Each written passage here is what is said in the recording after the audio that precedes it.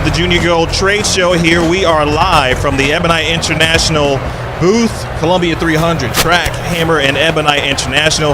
My name is Emil Williams Jr. Pleased to be here with you. We have some great guests, a great crew. Shout out to EBI. We'll talk to a couple of these folks in 1 second. That's Andrew Anderson and Kyle Sherman to my left. I want to shout out Marissa Thomas, Wesley Lowe, and Matt Russo.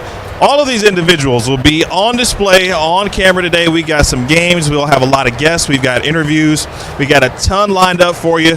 So please sure to hang out with us. We'll be here till about 4 o'clock Central Time today, including some seminars as well from Josh Blanchard and Del Warren. So without further ado, let us kick off the show with a couple of individuals on the very nice couch, by the way. The couches are nice. Very nice. Andrew Anderson and Kyle Sherman. First of all, guys, how are you today? Good. Yeah, this is exciting. Andrew, we'll start with you. I've already seen your popularity today. So many pictures, so many autographs.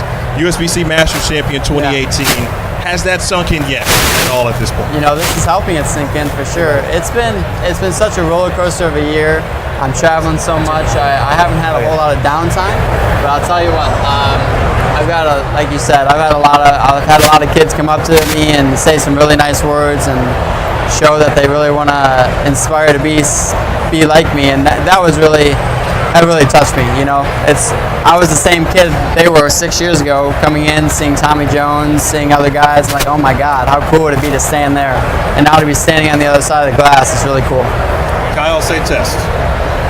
So just say the word. You're currently sitting on your mic. Yeah. We need to take it out of the pocket. Okay. It's all right, folks. We're live. It's okay. Yeah, it's all good. Just getting the bugs out.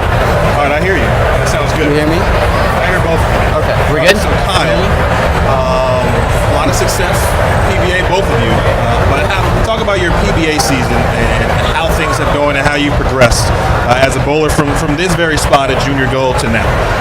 From Junior Gold to now? Yeah. Well, I guess I've been out of Junior Gold for about 3 years now, but I got to bowl the PBA and then I got to watch this guy. Like, I feel like I'm 200 pins behind him from game one, so that's always fun. No, I think our last Junior Gold was the same year. What was your last one? Buffalo. Oh, no, so I think I was Detroit. one after. Yeah. That's probably the only reason I was able to get in there, because you weren't ahead of me. Right. But no, it's good. It's a progression. It's cool to see, like, when we were bowling Junior Gold, kind of the guys that were making the finals a lot, we're all on tour now. So it's, you know, all these people that we're seeing in Junior Gold now, it's just going to be a few years, so they're going to be the top guys on tour as well. So it seemed like we weren't going to get there at the time, but now it's like, okay, we can compete with some of these, like, you know, huge players in the game. So I'm sure both of you will get this question a lot this week, but you know, as someone obviously who has competed in this event, know what it takes and know what it feels like. Someone's going to certainly ask you, hey, how can I get to the level that you are? What would you tell them? You know, a lot of hard work and sacrifice. Like, we bowled Junior Gold many years, and I mean, we got our heads beat in a couple years, and then a couple years we had some success. And the success came from all the times that we got our head beat in and all the sacrifices we made after that to get us to where we are now. Like, without my first couple of Junior Golds, where I did not finish very well, and I was very upset going home, I don't think I am where I am today. yeah, it's the same thing. You know, you come here and it's a learning experience, but it's really just, you know, it's kind of cliche, but it's just the hard work. I mean, I know Andrew has and myself, we put in hours and hours of practice. So, you know, you just got to get in the bowling alley, get in the center, get games in, and then constantly figure out ways, you know, how can I improve my game? Now, I don't want to skip a level, because we essentially went from Junior Gold to the PBA. So Junior Gold, the collegiate level, which both of you have experience in, how was that important to the progression of where you are at this point? I mean, he had a little bit more successful college career than I did. College bowling teaches you a lot about life. You know, like, you talk about a step there, and you leave high school and you think you're all big and bad, and then you go to college and you're like, I'm not very big and bad. A lot of good players out here. So it teaches you a lot about, like, the transition of going from a kid to trying to be an adult. You're on your own, and it helped a lot with the bowling aspect of it, because when you get to college bowling, when you get onto tour after that, you're on your own. I mean, college bowling is a huge team sport, and everybody wants the best for you. But at the end of the day, when you're leaving college, you leave more prepared to be on your own. And then Kyle. Yeah, absolutely. I bowled for Lindenwood for 4 years, and it's the camaraderie you build with your teammates. It's like this brotherhood, and then you take that into every tournament. And there's just so much emotion going in every tournament because you're practicing together, you're training together, you all want to succeed so bad. And then when you go against another team, like we had some battles in college, and we're friends off of it. But when we're bowling against each other, we're going after each other a little bit. So it's just that whole experience. There's nothing like it, and it's amazing.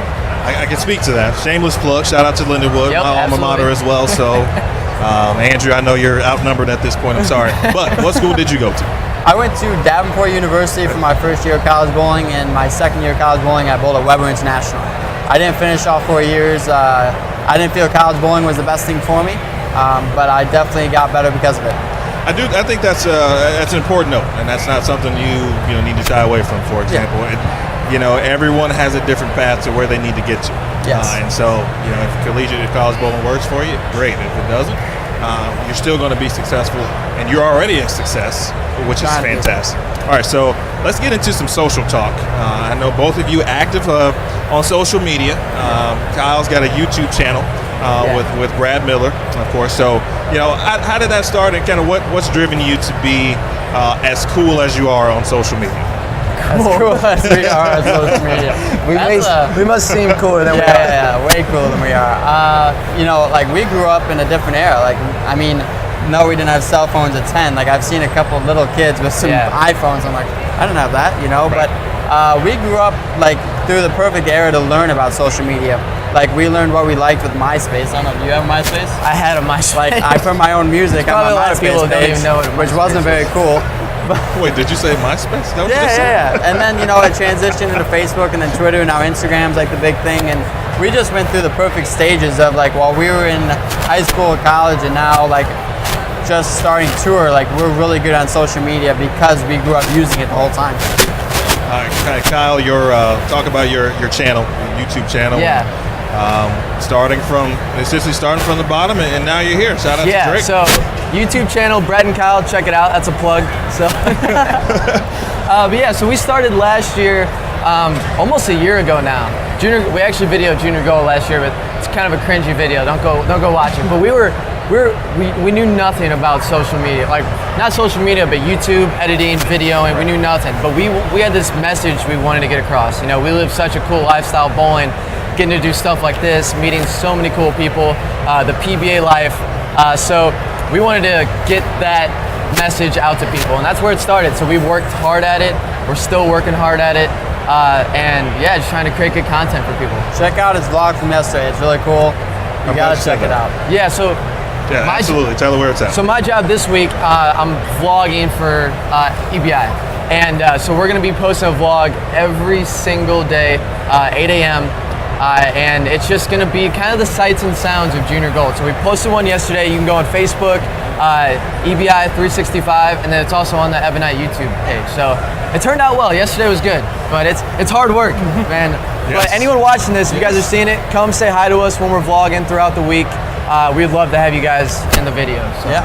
And Andrew, what are you doing throughout the week, and certainly for the trade show, obviously, besides hanging out in our booth here? I'm going to spend a little bit more time with you guys here, play some games and whatnot, and then tomorrow we have the day in the park, and somehow I'm included into the opening ceremonies a bit, so I'm excited for that. But I'm not spending as much time as Kyle is here this week. I'm actually going to head home Monday or Tuesday and spend some downtime. I've been traveling so much, and it's going to be really nice to have a little bit of a break.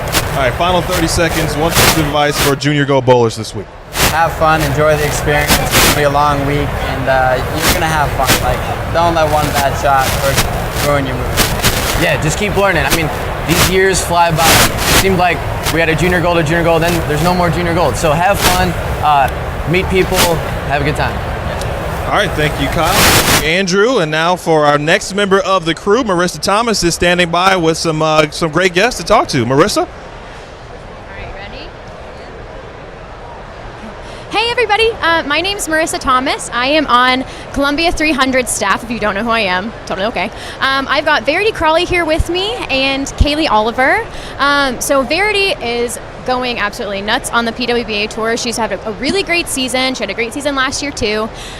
So you're here with, you coach for SCAT. Can you tell me a little bit about coaching and Junior Gold and I guess like how it all ties in together? Yeah, so I'm the assistant coach of Savannah College of Art and Design, and the main reason that we are here is just to watch the bowling, to recruit some athletes, to tell them a little bit more about our program.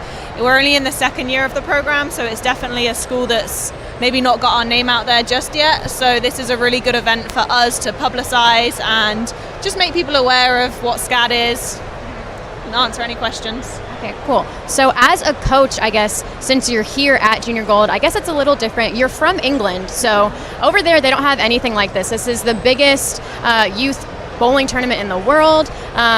So I guess coming here and seeing what youth bowling is like, how does it compare, I guess, back home? Or like, does it compare at all? It doesn't compare at all. It's amazing to see how everyone comes together in the same country. We would never have anything like that because we don't have this amount of bowlers. Mm-hmm. So it's just amazing to see everyone of all levels and of all ages to just come together and compete and absolutely love what they do.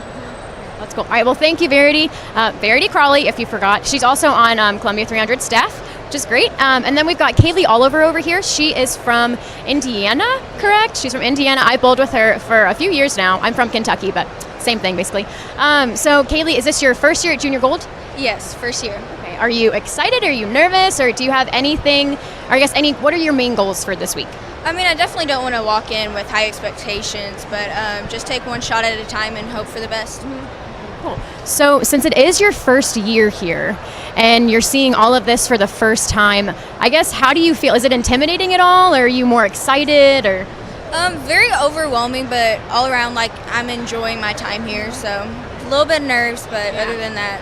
Okay. And you're gonna do great. She's a great bowler.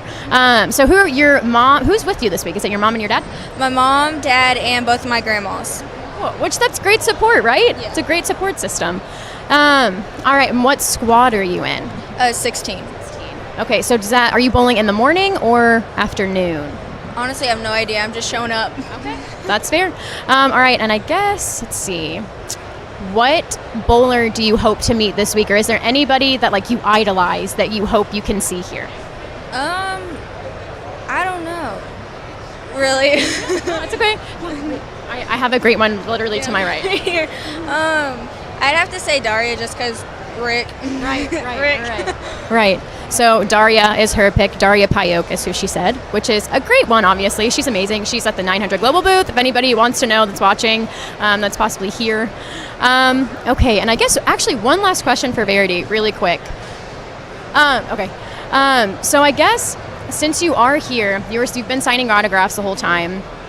How many people do you think on average go through the line in like an hour? Oh, in an hour, it's got to be close to 100, maybe, an hour? Yeah. Something like that. We have moments where there's not that many people and then moments where everyone just comes at once. Right. But I couldn't really say. Okay, and then has there ever been like a fan, I guess, that's stuck out to you? Which I'm sure there's many that, you know what I mean, that like, I guess, touch your heart in some way. But was there one in particular this week or at Junior Gold last year? Or? There's been a lot. It's mainly the ones that are just so in love, but you can just tell that they really have a passion for the sport, but they watch a lot of bowling. You know, they know everything about all of the events that you've bowled in and your finishes and everything like that, and I think that's just really cool to see. All right, we actually still have some time left. So, Kaylee, I'm going back to you. So, you said you'd want to meet Daria. What is the backstory? You said with Rick, which is your coach. Rick is her coach back home. Can you give a little bit of the backstory about why you would want to meet her? Just so like I can rub it in his face, like I met her and got a picture with her, and plus like just so I have like some memories. And also to rub it in his face. Yeah, right. Right. Well, that's cool. All right. Well, here we are. We're at Junior Gold registration day. It's absolutely crowded. Absolutely amazing. I think it's supposed to be like almost 4,000 people, maybe, or 4,000 kids that are bowling. Okay. All right. And here we are going back to Emil. Thanks, guys. All right, nice job, Marissa. Appreciate that. Thanks, Verity. Thanks all of your guests there. Pleased to be joined now by Megan Hess and Tom Hess, father-daughter duo here. So, Megan, first and foremost, how many years have you bowled junior gold? This will be my second year bowling junior gold. Okay, are you excited, and what are we looking forward to this week? I'm really excited to bowl junior gold this year. My first year, I just kind of came in and just kind of winged it, and now I feel more prepared and I feel excited to get out there and bowl. What name a couple things that you look back on last year and said, hey, I want to make sure I do these things differently this year? Well, this time I just really want to be more focused. I mean, last time I was just kind of here to experience it, and now I'm here to get something out of it, to compete. Yeah. Sure. Okay. Now, Tom, of course, I have to imagine, as a father, that you're right there, with Megan. What have you done to kind of make sure Megan is best prepared in the best situation? Certainly learning from a Masters champion. Well, she's been working. She's signed to go to St. Ambrose, and she's actually worked with her college coach a couple times before we came down here. And to be honest, I'm just kind of stepping back. There's a lot of, I don't know if you want to call it pressure, but the Hess name, so I'm trying to stay back. This isn't about me. This is about Megan. This is Megan's experience, and I want her to blossom and grow into the bowler that I think she's capable of being. I feel that's a very good point. From a parent perspective, how important is it to just kind of allow the athlete, if you could give advice to parents in that sense, to just allow the athlete be the athlete, what would you say? Yeah, you got to let them go. You got to let them do it. For me, I'm still competitive, and I live and die more with her shots than I do mine. Standing back there watching, she bowled the shootout last night, and to stand back there and just kind of relax, and it's more nerve-wracking watching than it is out there doing. You want so much for your kids. You want them to succeed. So. Now, Megan, from the registration, the trade show perspective, I imagine you went last year in Cleveland. She actually bowled in Indianapolis. Yeah. Oh, Indy. Okay. So Indy had opening ceremonies there. This year, we've got the massive trade show. We've got a really cool opening ceremonies tomorrow. Anything you're looking forward to from this point? Any autograph besides your dad that you're looking forward to getting? I've already met a lot of them, so it's not a big deal to me anymore. I don't know. Anyone who wants to give me an autograph, I'll take it. So that's good with me. Are you going to give out autographs? Maybe not this year. A couple of years, though. I think this year. On Saturday, on the 21st, which is TV day, I'm going to ask you for your autograph because that's how much confidence I have in you.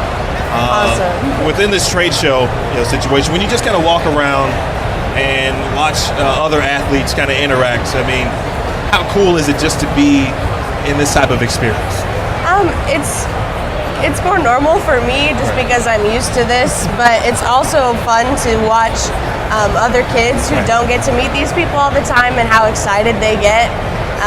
And it just kind of reminds me how lucky I am to have been surrounded by this community my whole life. Any cool story that you can share, like from an athlete who met your dad that you saw? Oh gosh. I usually try and walk away when people come up to him, so I don't know. Tom, anything you can add to that? Any cool stories that someone that said, hey, that's Tom Hess, like I want to go get his autograph? It's really awesome to have the kids come up. I was fortunate enough to work junior gold last year, and all the kids that I met, there was, I think, 3,600 last year, 3,900 this year. This event is just awesome. I'm proud to be associated with Ebonite, the presenting sponsor and everything that they do for the sport. And, people talking about the sport dying. There's 3,900 kids here competing this week. The sport's alive and good, and people need to be more positive about the sport and make it grow. All right, 30 seconds. Give one piece of advice for other athletes participating. You from the athlete perspective and you from a parent perspective. I guess my one piece of advice would be to just try and have fun and relax, because I know I always put a lot of pressure on myself, and that really doesn't help me at all. So you want what parents should do? Just sit back and enjoy the experience for your kids. Don't put too much pressure on them. Let them enjoy it. They're all out here trying their best. Just sit back and enjoy the ride.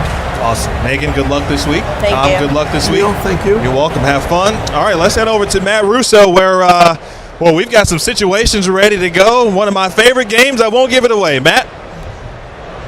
Thanks, Emil. Hi, everybody. My name is Matt Russo, and we are running Family Feud here at Junior Gold Live. Let's introduce our contestants. Bruce from Madison, Wisconsin. I'm Brody from Madison, Wisconsin. I'm Zach from Middleton, Wisconsin. Mary Beth from Middleton, Wisconsin. And they are the Thomas Way family. And now let's meet our pros. Andrew Anderson, Holly, Michigan. Shannon O'Keefe, O'Fallon, Illinois. Dino Castillo, Dallas, Texas. Tommy Jones, Simpsonville, South Carolina. There, you have met our contestants. Now let's get to our first question. Okay, you guys will receive the first question. The first question is, name a current track bowling ball. Is it Elias? Sir, the answer was Elias. Survey says Elias is on the board. One answer correct. Okay, you will get the same question. 2 more answers left on the board. Name a current track bowling ball. Kinetic. Okay, Wesley, the answer was kinetic. Survey says we're giving it to them. The answer was kinetic amethyst, but we will give them that question. We will give it to them. Okay, you got no strikes. 1 answer left on the board. It is the number 1 answer. If you get it, you win the points. Name a current track bowling ball. Let's go Mako Attack. Okay, Wesley, the answer was Mako Attack. Survey says Okay, that is 1 strike on the board. Here, we go down to you. Name a current track bowling ball. No clue. Well, I don't know if no clue is the bowling ball. I'm not sure if we made that one yet. So that is 2 strikes on the board here. We are down to 1. No cheating, or else you're getting the nets. Okay, name the last. No cheating. Name a current track bowling ball. Don't know. Don't know. We didn't make that one either. I'm sorry. So that is 3 strikes here for our Thomas Way family. We now go over to the pros. We will go to Tommy Jones. Tommy, please name a current track bowling ball to steal the points here in the first question. We're going to go with Black Paradox. The answer was Black Paradox. Wesley, Black Paradox, is it up there? Survey says Black Paradox was the answer. Pros, you will receive 20 points for the first question. Okay, Thomas Way family, you guys are down by 20 points. Okay, so you lost the first question, but you know what? We're going to go to our second question here at Family Feud. Our second question is, name a host city for Junior Gold. Indy. Indy was a very good answer. Now, I don't know if it's up there. Wesley, is Indianapolis up on the board? Survey says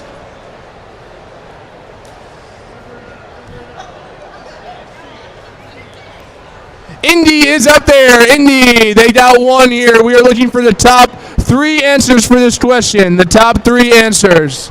Okay, name a current host city of Junior Gold. Dallas. Dallas is the answer. Are we looking for Dallas? Survey says Dallas, Texas, the city of the 2018 Junior Gold Championships, is up there. Okay, this is the same situation as last time. You have no strikes. The second answer is on the board. What is the current host city, or what is a host city of Junior Gold? Detroit. Let's see if you guys have got it.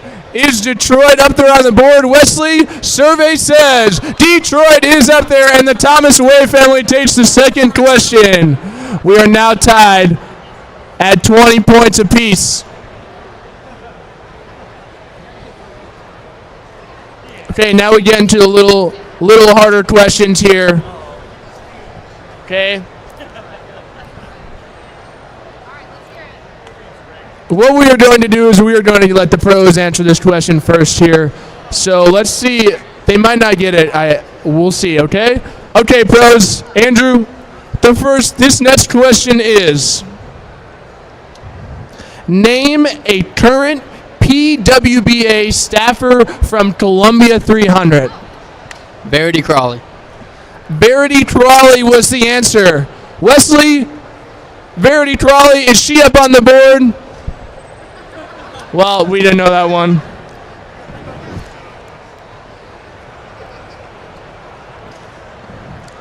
Do we have Verity Crawley? Verity Crawley is up there on the board.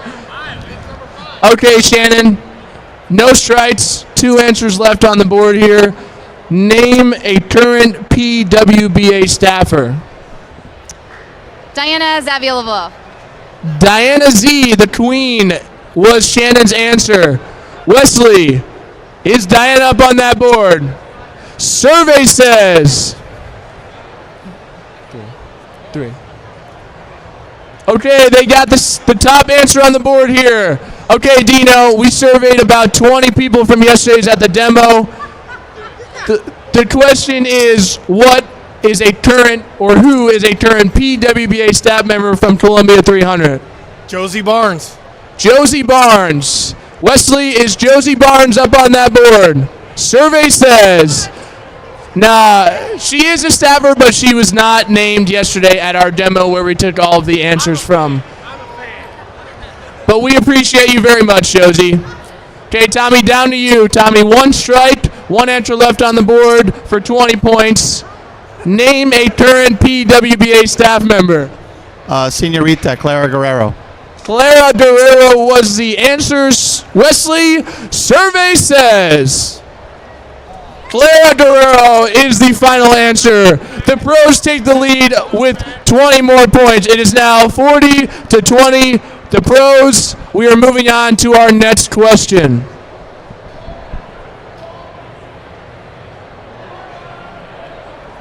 This is my favorite question, actually. There is 4 answers. Yes, 4 answers on the board here for this question. So you need to get the top 4 answers from yesterday's demo. Okay, the question is, name an EBI staff member who has been on Team USA in the past 5 years. Couldn't tell you. Couldn't tell you. I don't know if that's a name. I don't know if he's on the roster. But Wesley is couldn't tell you on Team USA. Couldn't tell you? No, couldn't tell you is not on Team USA. Okay. Your next question. Name a current staff member from EBI who has been on Team USA in the past 5 years. Tommy Jones. Tommy Jones. Tommy Jones. Is Tommy Jones on that board? Survey says Tommy Jones is up there. Tommy, you were the number 1 answer. Okay, you've got 1 strike, 3 answers left on that board. Name a current PBA or PWBA Ebonite staffer on Team USA. Andrew Anderson. Andrew Anderson, the guy that just won the Masters. Wesley, is Andrew up on that board? Survey says Andrew Anderson is up there, the number 2 answer from yesterday's questions. Okay, 1 strike, 2 answers left. Do you got one? Name an EBI staffer on Team USA.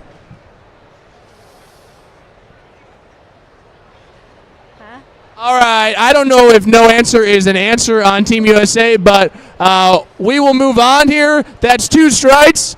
2 answers left. You're down to your final strike. Who is your answer? Shannon O'Keefe. Shannon O'Keefe is the answer. Shannon O'Keefe, yes. Shannon O'Keefe is up on that board. Okay, we are down to our final answer. 2 strikes. 1 answer left. Who is your pick? Wesley Lowe. Wesley Lowe. Is Wesley Lowe up on that board? Wesley Lowe is not on that board. Very good answer, but you guys now have through strikes. We're moving on to the pros now. Okay, pros. There is one answer left on the board. You guys have no strikes. Who is your first guess for Team USA, part of Ebonite International? Stephanie Johnson. Stephanie Johnson. Is Stephanie Johnson on that board? No, Stephanie Johnson is not up there. Sorry, Stephanie, we love you very much. Okay, pros, one strike. You can steal the points here from the Thomas Wave family. One answer left on the board. Oh, you tried to steal already? Oh, sorry. Well, you guys get the points. Okay, the final answer is Wesley. What was the final answer? Shannon Pluhowski was the final answer. So it is now 40. It is now 40 to 37 because they didn't get the final answer. Okay. We are down to our final question before we move into the bonus round.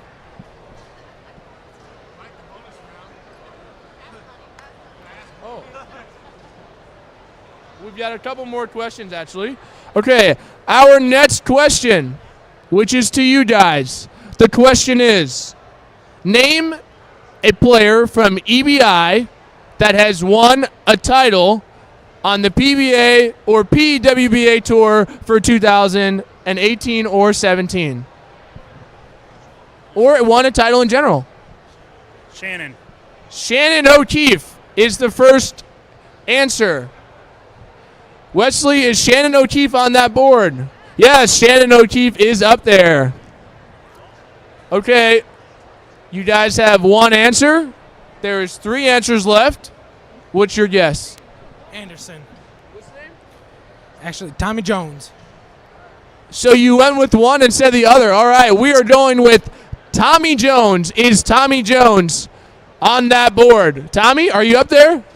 Tommy doesn't think so. No, Tommy Jones is not on the board. Moving on. Okay, that's one strike. 3 answers left. Who do you got? Let's go Andrew Anderson. Andrew Anderson. Did Andrew Anderson win a title this year? Yes, Andrew Anderson did win the Masters. Okay, we've got 2 answers left on the board. You guys have 1 strike.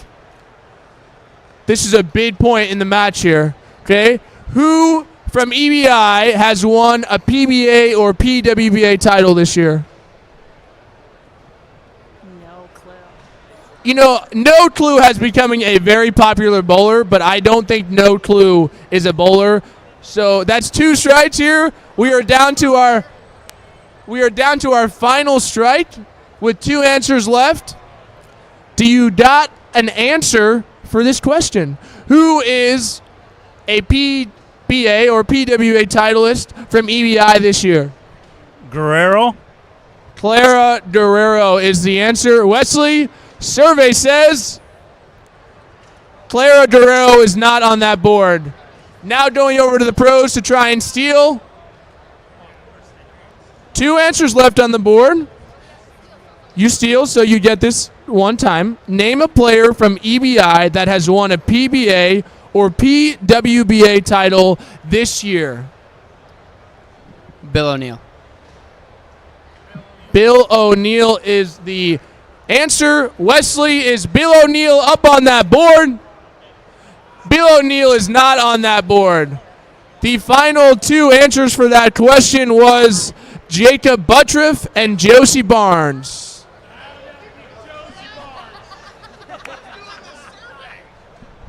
Okay, we are moving on to our final question before the bonus round. This is the final question. The score is 51 for our Thomas Wave family and 40 for our pros. Okay, the pros get the question here. Okay, now pros, you cannot help each other on this question because you all should know the answer.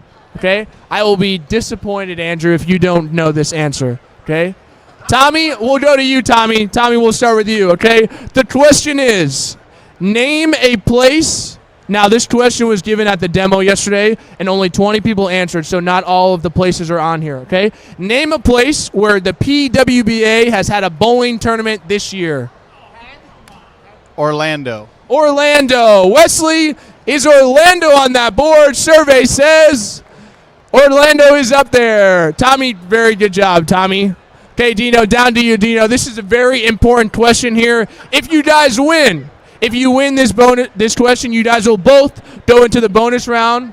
There's only 2 answers left. Las Vegas? Las Vegas. Las Vegas. Is Las Vegas up on that board, Wesley? Las Vegas is not up there. Okay, Shannon, we are down to you with 1 strike. 2 answers left. You have won a title on the PWBA Tour, multiple titles this year, 2 titles, including a major. So let me ask you, what answer is up on that board for a PWBA tournament this season? Reno. Reno, where you won, Shannon, is Reno on that board, Wesley? Survey says Reno was the number 1 answer. Okay, Andrew, it's all down to you, okay? You've got 1 strike, 1 answer left. If you guys win this question, you will go to the bonus round against the Thomas Way family. What is a PWBA venue for this year bowling tournament? Louisville. Louisville, Kentucky was the answer. Wesley, what is the answer to that question? You are wrong, Andrew. 2 strikes. Down to you, Tommy Jones. The final venue for the question that has taken place for the PWBA that happened already this season. And they have to steal. If you guys win, you go to the bonus round against the Thomas Way family. Tommy, it's all down to you. Fountain Valley. Fountain Valley. Fountain Valley. Wesley, is that the answer? Fountain Valley is the answer. The pros win the points. We are now going to our bonus round. Our bonus round will include kind of like a fast money where the Thomas Way family and the pros will each have a chance to answer 1 question with no strikes included, okay? We're going to our bonus round. Yes, the pros are in the lead with 60. The Thomas Way family has 51, and they will each get to compete in a bonus round.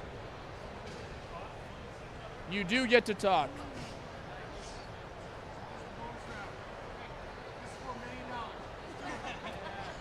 Okay, Thomas Way, this is your bonus round question. You each have an opportunity to answer twice. If you don't get the answer twice, with each of you answering twice, you will not receive any of the points. Your question is, name an Ebonite titleist here at Junior Gold this week.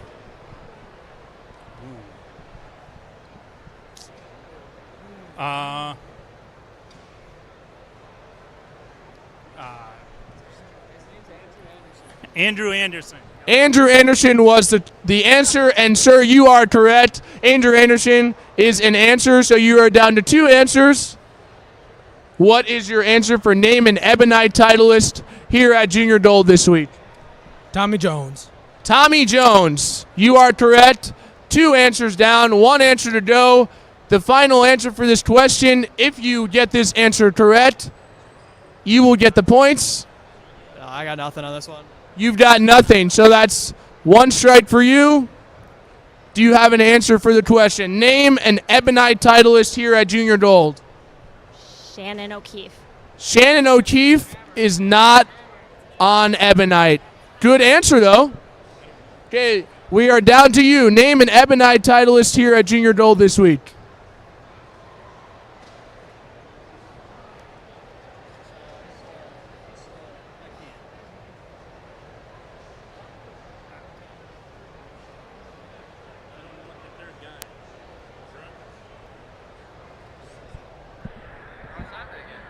Yet until he knows it. Do you guys know it? Yeah. Okay. Dino, have you won a title? No, Dino Castillo has not won a title.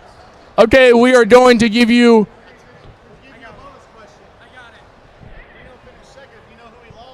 Yes. If you know who Dino lost to, you will know the answer. Okay. Do you know the answer to this question? I have no. Ronnie Russell. Is Ronnie Russell the answer? Yes, Ronnie Russell is the answer.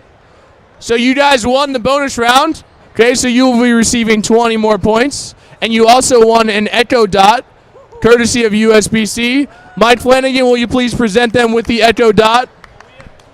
Congratulations. Okay, we are going to watch the pros try and win their bonus round. Congratulations. Okay, pros, you guys get a chance to compete in a bonus round. You get to win a lovely week here at Junior Gold. Okay, this is going to be fun. All right, name a Columbia 300 staff member who has competed at Junior Gold.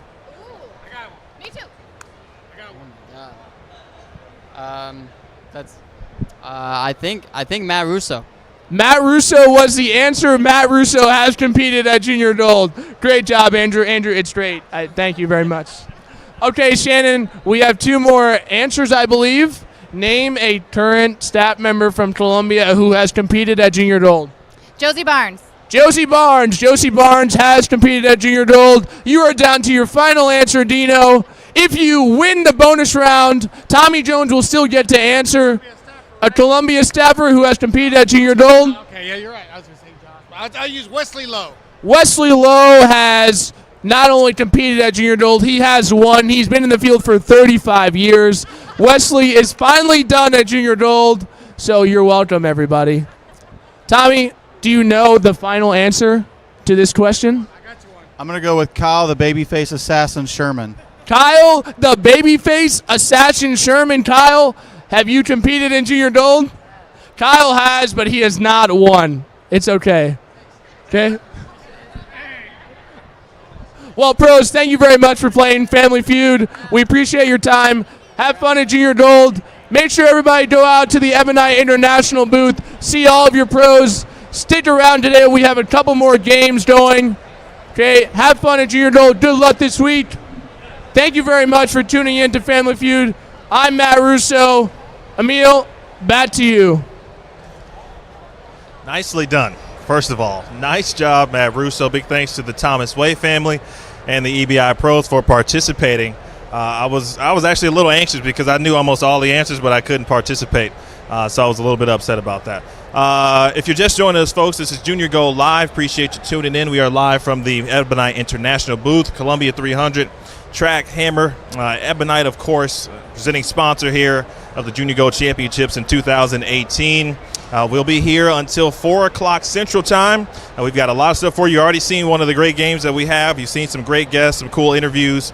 Big shout out to the crew, Matt Russo, Kyle Sherman, Mike Flanagan, Marissa Thomas, Wesley Lowe, and Andrew Anderson, Jason Thomas on the ones and twos for us as well. We got a lot of cool stuff. The trade show, bigger than ever. And speaking of bigger than ever, last year Solomon Salama shot .299 on his way to the U15 title. Well, we caught up with Solomon over the offseason. Let's take a quick look at Solomon's experience. Hear him talk about what Junior Gold meant and the social experience even here at the Junior Gold Championships. Can he keep this roll going? You better believe it. At just 15 years old, Solomon Salama, a two-handed lefty from Beverly Hills, put on a nail-biting performance at the Junior Gold Championships. How about 10? Yeah! That's got to hold. And it does hold. A possible perfect game. Got it. Here he goes for the 300. Solomon! He finishes with a 299. That game clinched the championship for Solomon, who made bowling history that day, becoming the first Junior Gold competitor to win back-to-back titles. How about this young man? 299 in the second game, and he's a champion. It took a lot of work for Solomon to walk across the lanes with this trophy.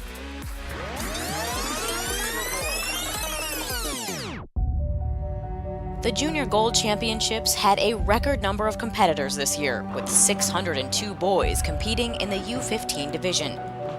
Each bowler rolled 16 games before moving on to a 5-game advancer round, followed by double elimination match play, which featured televised 2-game matches with total pinfall determining the champion.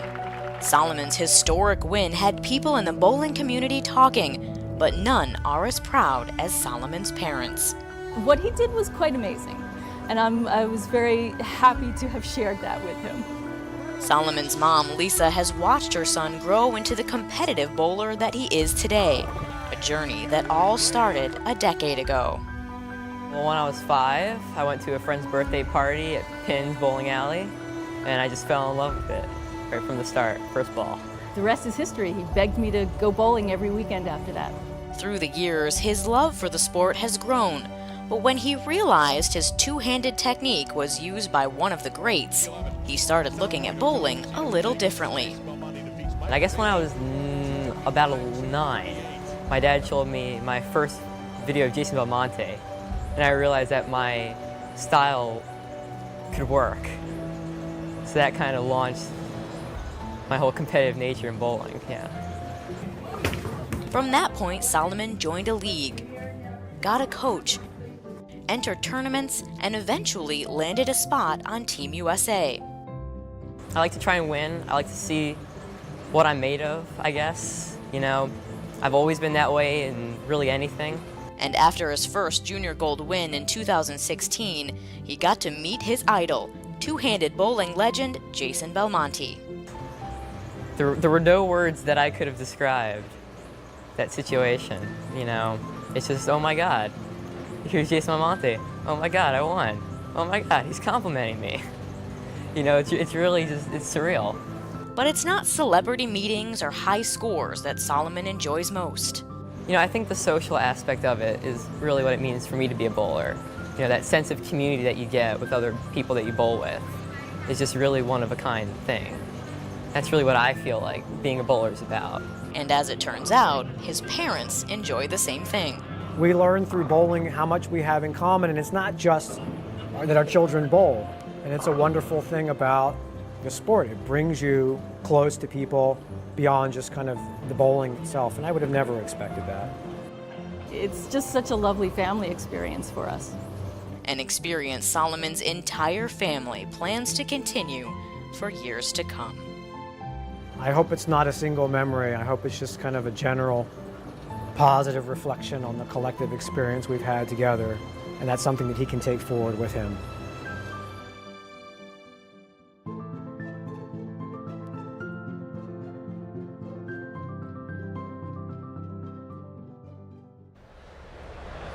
All right, ladies and gentlemen, back with you. Junior Gold live from the EBI booth here at the Junior Gold Championships Trade Show. Emil Williams Jr.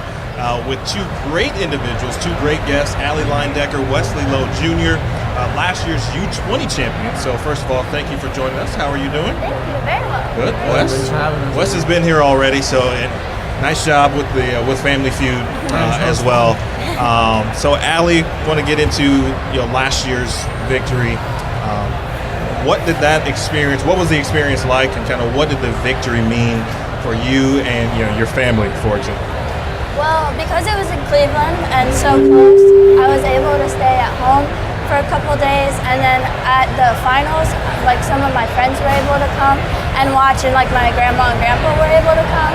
So it was like I had my whole family and all my friends there, and like when I look up at the stands, they were there, and it was pretty cool. I know sometimes having a lot of family and friends can actually be a little intimidating, where you can have actual pressure, for example. Yeah. Did you feel that, or kind of felt the opposite? I think it was actually more the opposite. I like seeing familiar faces, I guess. I don't usually get nervous during bowling stuff. Like, I'm pretty calm, and that just kind of helps because I had a very supporting group behind me, and it was a lot better than looking up and seeing everyone I didn't know. You're too good to be nervous.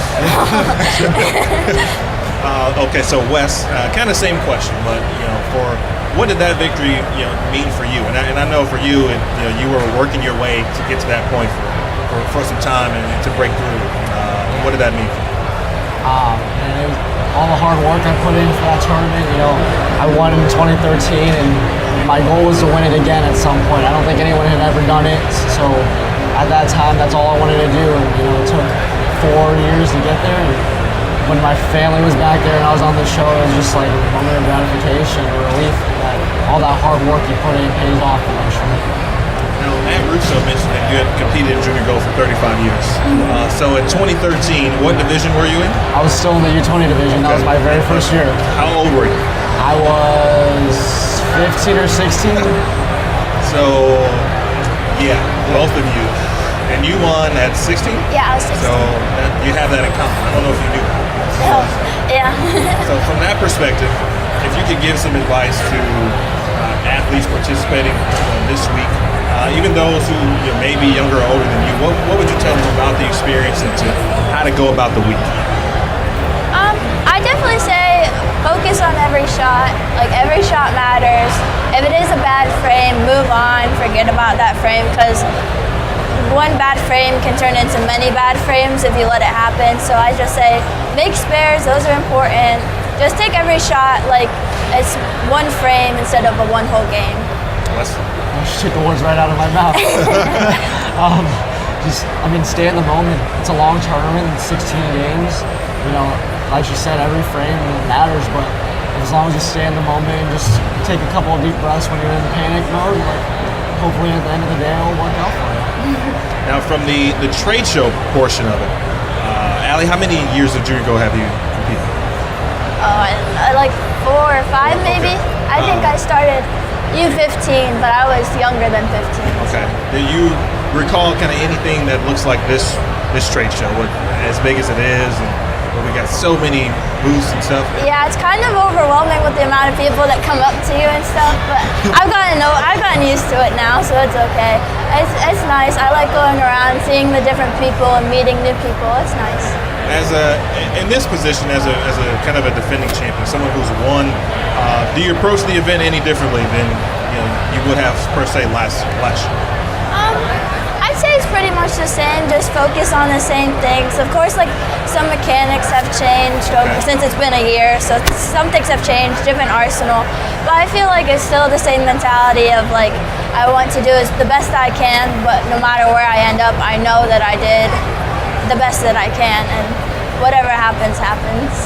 And Wes, I know we chatted a little bit earlier about kind of you've witnessed kind of the transformation of the trade show in a sense from we used to have it at the host hotel, now into obviously a grand building here at Fair Park.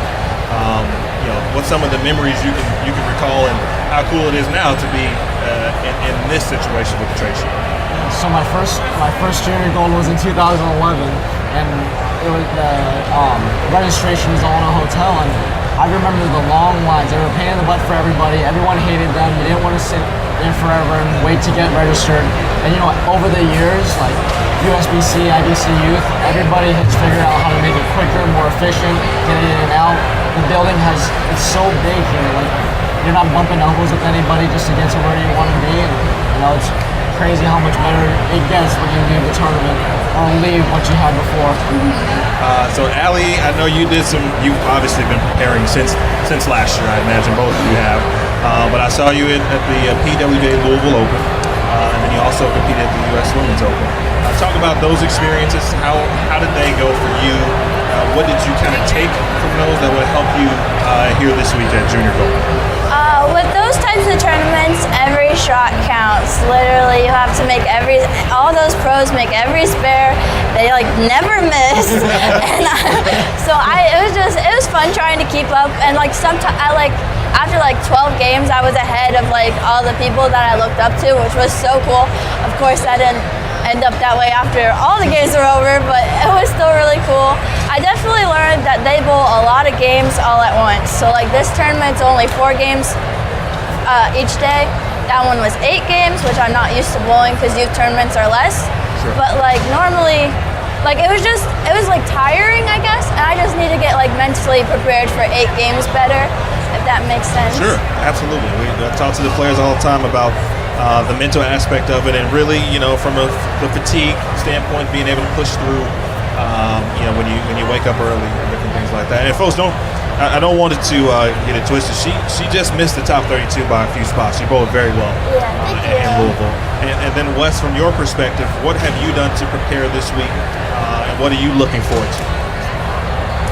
Well, I'm not bowling this year, so it's getting a little different. You're right. I forgot. See, Matt Russo threw me off because you have bowled for so many years. I'm so used to you bowling. But we're still the same, though. So I was going to say, if you had to tell someone what to do, put them in your position that you've been in for several years, what would you tell them? Well, preparation. The moment you finish the last year, that next day you should be preparing for the next year. Take what you learned from that tournament and you move on and you try to use those experiences to help you the year after. That's what I would have done. I would have practiced every day. Not that I don't. I still do because other bowling tournaments I got to prepare for, but that's probably what I would recommend to everybody else. Okay. All right. So in the 30 seconds, in the upcoming future events, what are you looking forward to bowling, and what are you looking forward to competing in? I would definitely say TOAs. That would be fun to represent Team USA at that tournament. And I also did it last year, but as U15. So it'll be a fun experience to do U15 and U20. And then, of course, I might bowl team trials. It depends, because in Ohio we have high school rules that say you can't bowl a tournament while in high school. So it all just depends on that, which would be fun. And I like high school bowling too, so I look forward to that. Awesome. And Wes, what are you looking forward to? Next week we'll be bowling the World Youth Championships in Detroit, Michigan. I have a pretty good team coming there, and I'm pretty excited to bowl with them. It's my last year, so it's another heartfelt thing where it's like I'm getting old. I was gonna say, you got some experience in that event too. Yep, and hopefully we do well. And after that, it's college bowling for another year.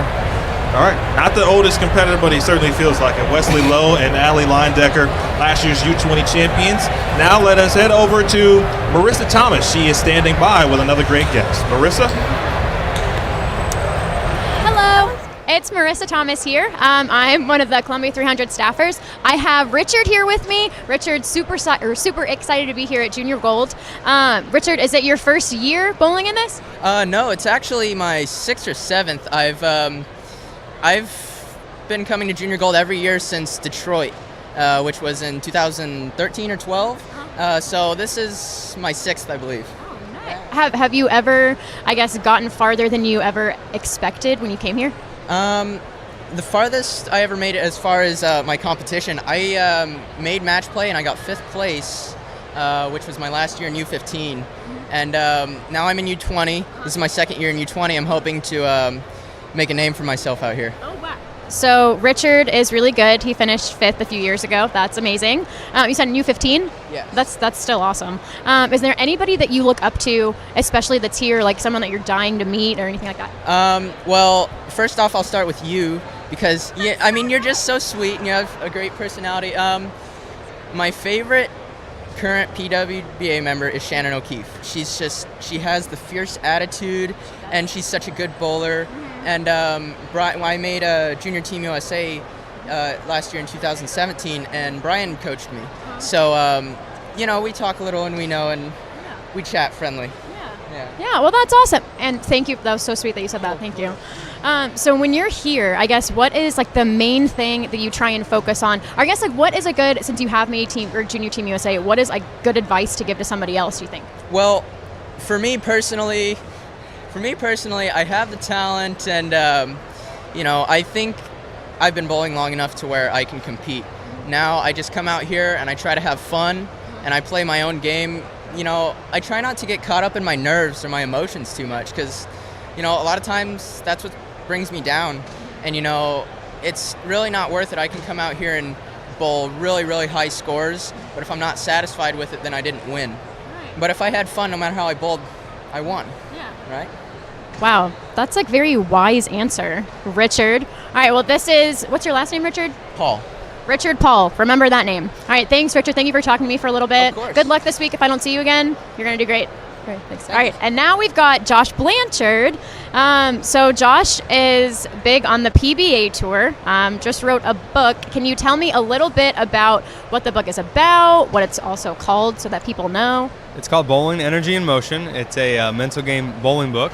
So we can only physically throw the ball so good before it comes down to what's between the ears. So it talks about what to think about and how to think really, and then there's a bunch of charts in there. There's a bunch of games you can play to help get your mind be creative and focus on stuff. All right, and you have some seminars that are going on. Is it just today at registration? Just today. We're here in the hall across the way. We've had 10 a.m. We just finished that one. Went really good. We had about 120 people. We have one coming up here at 1 o'clock and at 4 o'clock. Okay, cool. And then last question, what inspired you to write this book? Was it like one specific moment where you're like, I have to, I got to write a book about this? I honestly felt that there was a gap in our industry where we have so many physical coaches. Everybody can teach you how to throw the ball and better timing, two-handed and all this, but at the end of the day, it really doesn't matter how good you throw it. The champions are all built between the ears. I mean, the best in the world are so good between the ears and they're so sound that that's really what needed to be taught. We have so many physical game books and everybody's the best coach physically, but we're kind of missing that aspect in the bowling industry. Dr. Dean's done an unbelievable job. I learned from him 12 years ago when I was on junior team, and I just thought this is such an interesting topic that this needs to be brought up more, and especially with the younger generation. They think they know everything, they think they're going to do this, but they really are not very good between the ears. So trying to teach them and bring another aspect into bowling is what I wanted to do.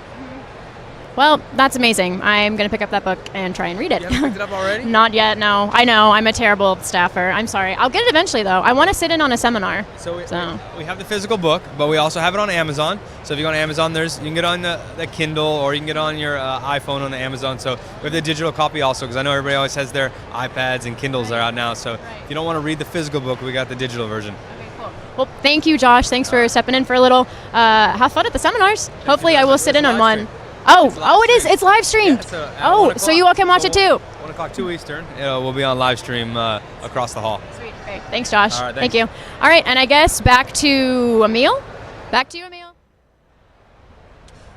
All right, folks. Nice job, Marissa. Appreciate everyone tuning in. Junior Gold Live right here on Bowl TV. Shout out to Ebonite International, presenting sponsor here at Junior Gold. I want to thank Kyle Sherman again, Marissa Thomas, Mike Flanagan, Jason Thomas, Wesley Lowe, Allie Leinendecker joined us most recently, our respective U20 champions from 2017. Andrew Anderson is around here somewhere as well, along with Matt Russo. We'll have games. If you just joined us, we've had games. We'll have more games throughout the day. We'll have more guests, more interviews. We've got a great package coming up. We also got some great seminars coming up that just Josh Blanchard just talked about as well. Josh will have a seminar, Brains Need Training also. That'll be at 1 p.m. It'll actually be on a separate event on Bowl TV, so make sure you find that, and we'll give you kind of that insider access to Josh's seminar, and then we'll follow that up with Del Warren's seminar on lane play and building an arsenal. So be sure to check that out. It's on Bowl TV. It's a second event, so make sure you've got both events lined up. We'll be here throughout until 4 p.m. Speaking of last year's Junior Gold, it was a great job, great week in Cleveland, Ohio. Let's take a quick look at a recap of last year's events.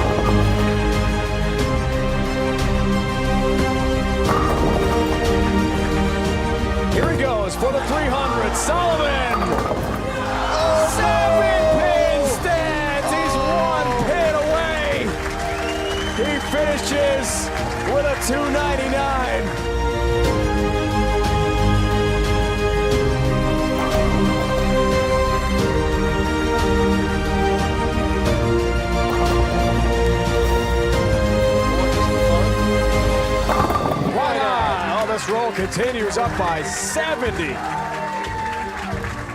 Yeah, There's that's right. That's my girl. I get to watch them all year long, put in all this work, and it's so rewarding to see them come out here and actually achieve their goals. I mean, it's really the premier event in bowling in the world. So as a father and a coach, this is the greatest thing ever. With so many people coming to compete in junior gold, there's a ton of opportunities to make new friends and just create a family.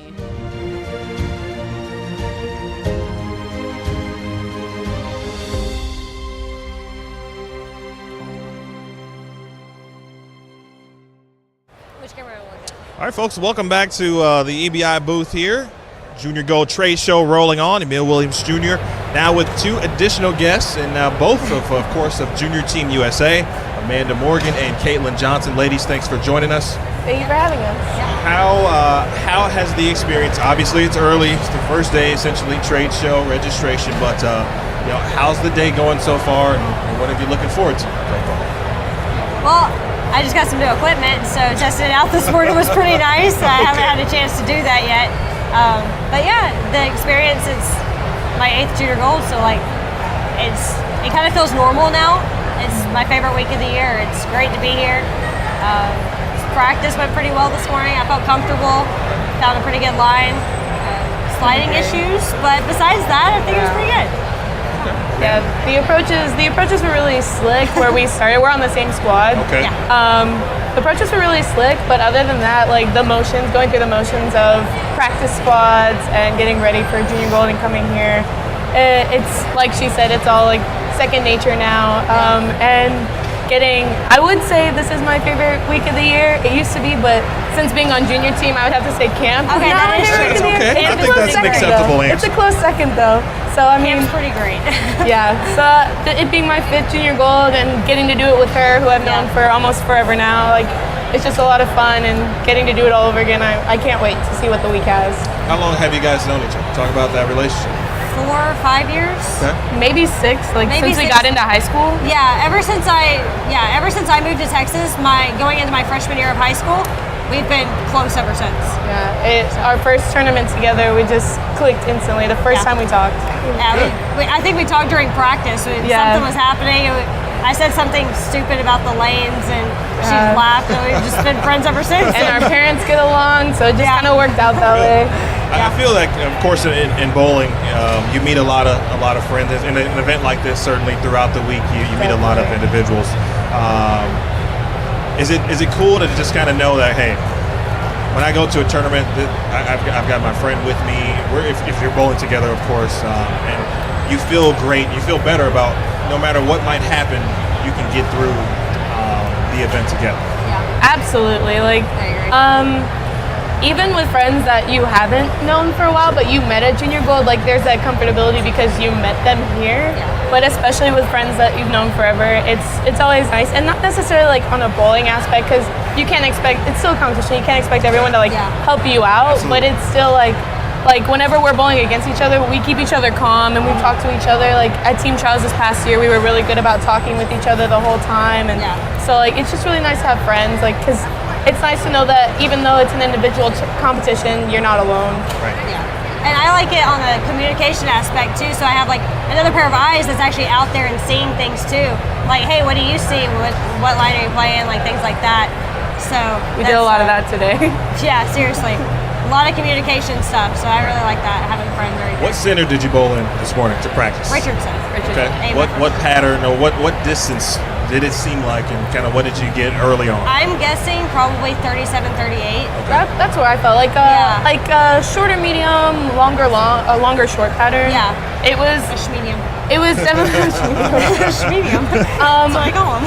I definitely got kind of like a staggered shape out of it, like a staggered texture of oil. Yeah. Like there's a lot more oil, like consistency in the middle. Definitely. I was really happy because when push comes to shove and I'm out of luck playing on the inside, I like to go to my urethane, my trusty purple hammer, and that always gets the job done. So I was able to play around with that and see that worked. So I always have that to fall back on. How do you approach practice during junior gold? What do What do you take away? How many notes do you write down? I mean, Notes a lot. Yes. Well, actually, I usually keep like handwritten notes, but this time I use my iPad. And basically, like while I'm going through, I make mental notes, and then as soon as I'm done, and I haven't even taken my shoes off yet, I go ahead and just put in what line I was playing on fresh, where I moved to for burn, and what balls look good for fresh, and then what look good as like a go-to ball afterwards. Yeah. So like those two things are major things that I go for whenever I'm doing practices. Yeah, the practice squads and the actual bowling squad format is kind of unique for Junior Gold because like we started at Richardson, that's our first practice squad, but it's our last day of competition. So I kind of jotted down whatever I threw, whatever I practiced with, I kind of jotted down like where I was to have like a bird's eye view of it, like overall, but I know it's not going to be the same by the end of the week because lanes open up so much after 4 or 5 days of competition. It's crazy. So just to keep an idea. You both have familiarity with the state of Texas, obviously. You're originally from where? Killeen. Killeen, okay. And you now live in? Belmont. Okay. So if you had to give some advice to those obviously here this week, maybe not used to the heat, what advice would you give them to survive the week here in Texas? Leave early. Dallas traffic is terrible. Traffic anywhere in major cities in Texas is terrible, but Dallas especially. Yeah. I live closer to Houston, so I drive through Houston a lot. That's terrible. But Dallas is terrible. Weather preparation, that's important. Have an umbrella on you at all times. Maybe a light jacket because at night it can get chilly. It's kind of like a desert out here. You never know what you're gonna get. That is true. Especially with bowling, like I know approaches are a huge thing, so like have extra slides when you bowl in Texas because it can be sticky. It can be like we went to Richardson and it was so slick. I didn't expect it that early in the morning because it was humid outside. Yeah. So it's just crazy. You never know what you're gonna get. All right. So now friends on Junior Team USA together.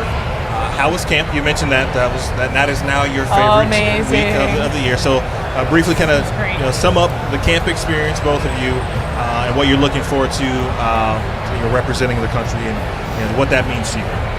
Yeah. For camp for me was like a good eye opener. Like I felt unprepared for camp. I didn't feel like I was ready to go. I didn't feel like really nervous, but I felt like I didn't have my stuff together. I didn't feel like I was ready to go to camp because going into it, I was like, it's a tryout. Like, it's a world's year. You have TOAs also. Only 6 travel, and there's 12 of us on the team. And I was like, I felt like it was almost a tryout. And I just felt very unprepared. But whenever I got there, like, as soon as we got there, everybody was hanging out by the pool. And then we went in the hotel, and we all had pizza together. And it was just like a big bonding experience for all 12 of us. Oh, yeah. And we kind of forgot about the tryout part and just focused on the team aspect and just growing the team. Even though only 6 of us travel and 6 stay home, we're still one team. Yeah. There was so much camaraderie. It was really so much fun because we followed each other as soon as we knew who was all on the team, all the 12 players. We followed each other on every social media. We talked to each other a little bit, but I didn't know how close I was going to be to these girls, and that just really, because like Kaylin said, it was basically a tryout performance type thing for the tournaments we had this summer, and that all just kind of went away, like she said. We all just kind of fell in love with each other, and we fell in love with the idea of being on a team together, because we don't get that anywhere else, being on different college teams and everything. So it was a lot of fun. Well, congratulations. Thank you. Good luck this week. And look forward to hopefully seeing you guys on Saturday, which is TV show day, of course, which is something you know a little bit about. So we look forward to seeing you. And right now, Marissa has a couple of special guests. So take it away, Marissa. Hey everyone, it's Marissa again. So I've got Grayson and Nelson here with me. They are both competing in U12 this week. So Grayson, is this your first time at Junior Gold ever? Yeah. Yeah? Are you excited for it? Yeah. Yeah. Okay, so who is your favorite pro bowler ever? Is it anyone that's here? I don't have one. You don't have one? Okay, so... I watch pro bowling a lot. Oh, that's okay. Is there anybody that I guess you look up to? They don't have to be a pro, just like anyone that you look up to at all. My brother. Your brother. Is he bowling this week too? Yeah. Is he in U20? U15. U15. U15, U20, I don't know. Okay, what's his name? Gabe. Gabe. Hi, Gabe. Your brother's doing an interview for you, which is cool. Okay, so thank you, Grayson. All right, Nelson, so is this your first year in junior gold? Yes, it is. It is. Okay, and are you a little nervous or anything at all? No. No. So you're just going to go in and do your best, basically? Yeah. Okay, is there a bowler that you also look up to, or anyone that's here, like you want their autograph, or you see them and you're like, oh, that's them, you know what I mean? Norm Duke. Oh, Norm Duke. Is he here this week? Have you seen him? No. Yeah. I don't know if he's here. He maybe. I don't know. So I guess you said it wasn't your first year, or it is? It's not? It is. It is? Okay, so are you here with your parents? Yes. Are they your biggest support system, you would say? Probably. Yeah. Okay, and you're excited to bowl, right? Yeah. Well, they seem pretty excited. Okay, Grayson, let's ask you a question. So you said you don't watch the PBA Tour too much? No. And you look up to your brother. Guess what else? So your dad, is that your dad over there that's videotaping? No. That's not him? My dad's at home. Oh, your dad's at home. So who are you here with? My mom and her side of the family. Okay. So it's like a fun family vacation, kind of? Yeah. Yeah? Well, they seem super excited, I guess. Yeah? So, all right, one last question for you, Nelson. Let's see. You love Norm Duke. So when you're bowling, do you play like pretty straight to the pocket, I guess? Or do you think you have like a similar role to him? Or do you have any idea at all? No. No. So are you like a power player, would you say? Yeah. Okay, well, there you go. Having a good time. Here we are at the Junior Gold registration. There's supposed to be like 4,000 people that are coming through here, or like 4,000 kids, I think.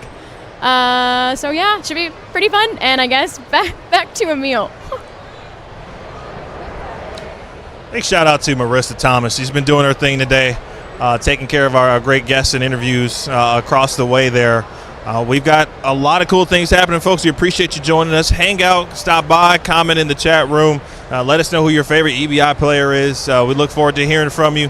But right now, speaking of shout-outs, the Professional Bowlers Association got together and said a couple of great words, gave some great advice to this year's Junior Gold athletes.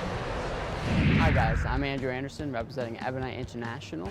I just want to give you a piece of advice for Junior Gold. I bowled it a few times. I know how fast it can go. I know how nerve-wracking it can be. You have a lot of supporters, your family. Just enjoy the moment. Do what you can.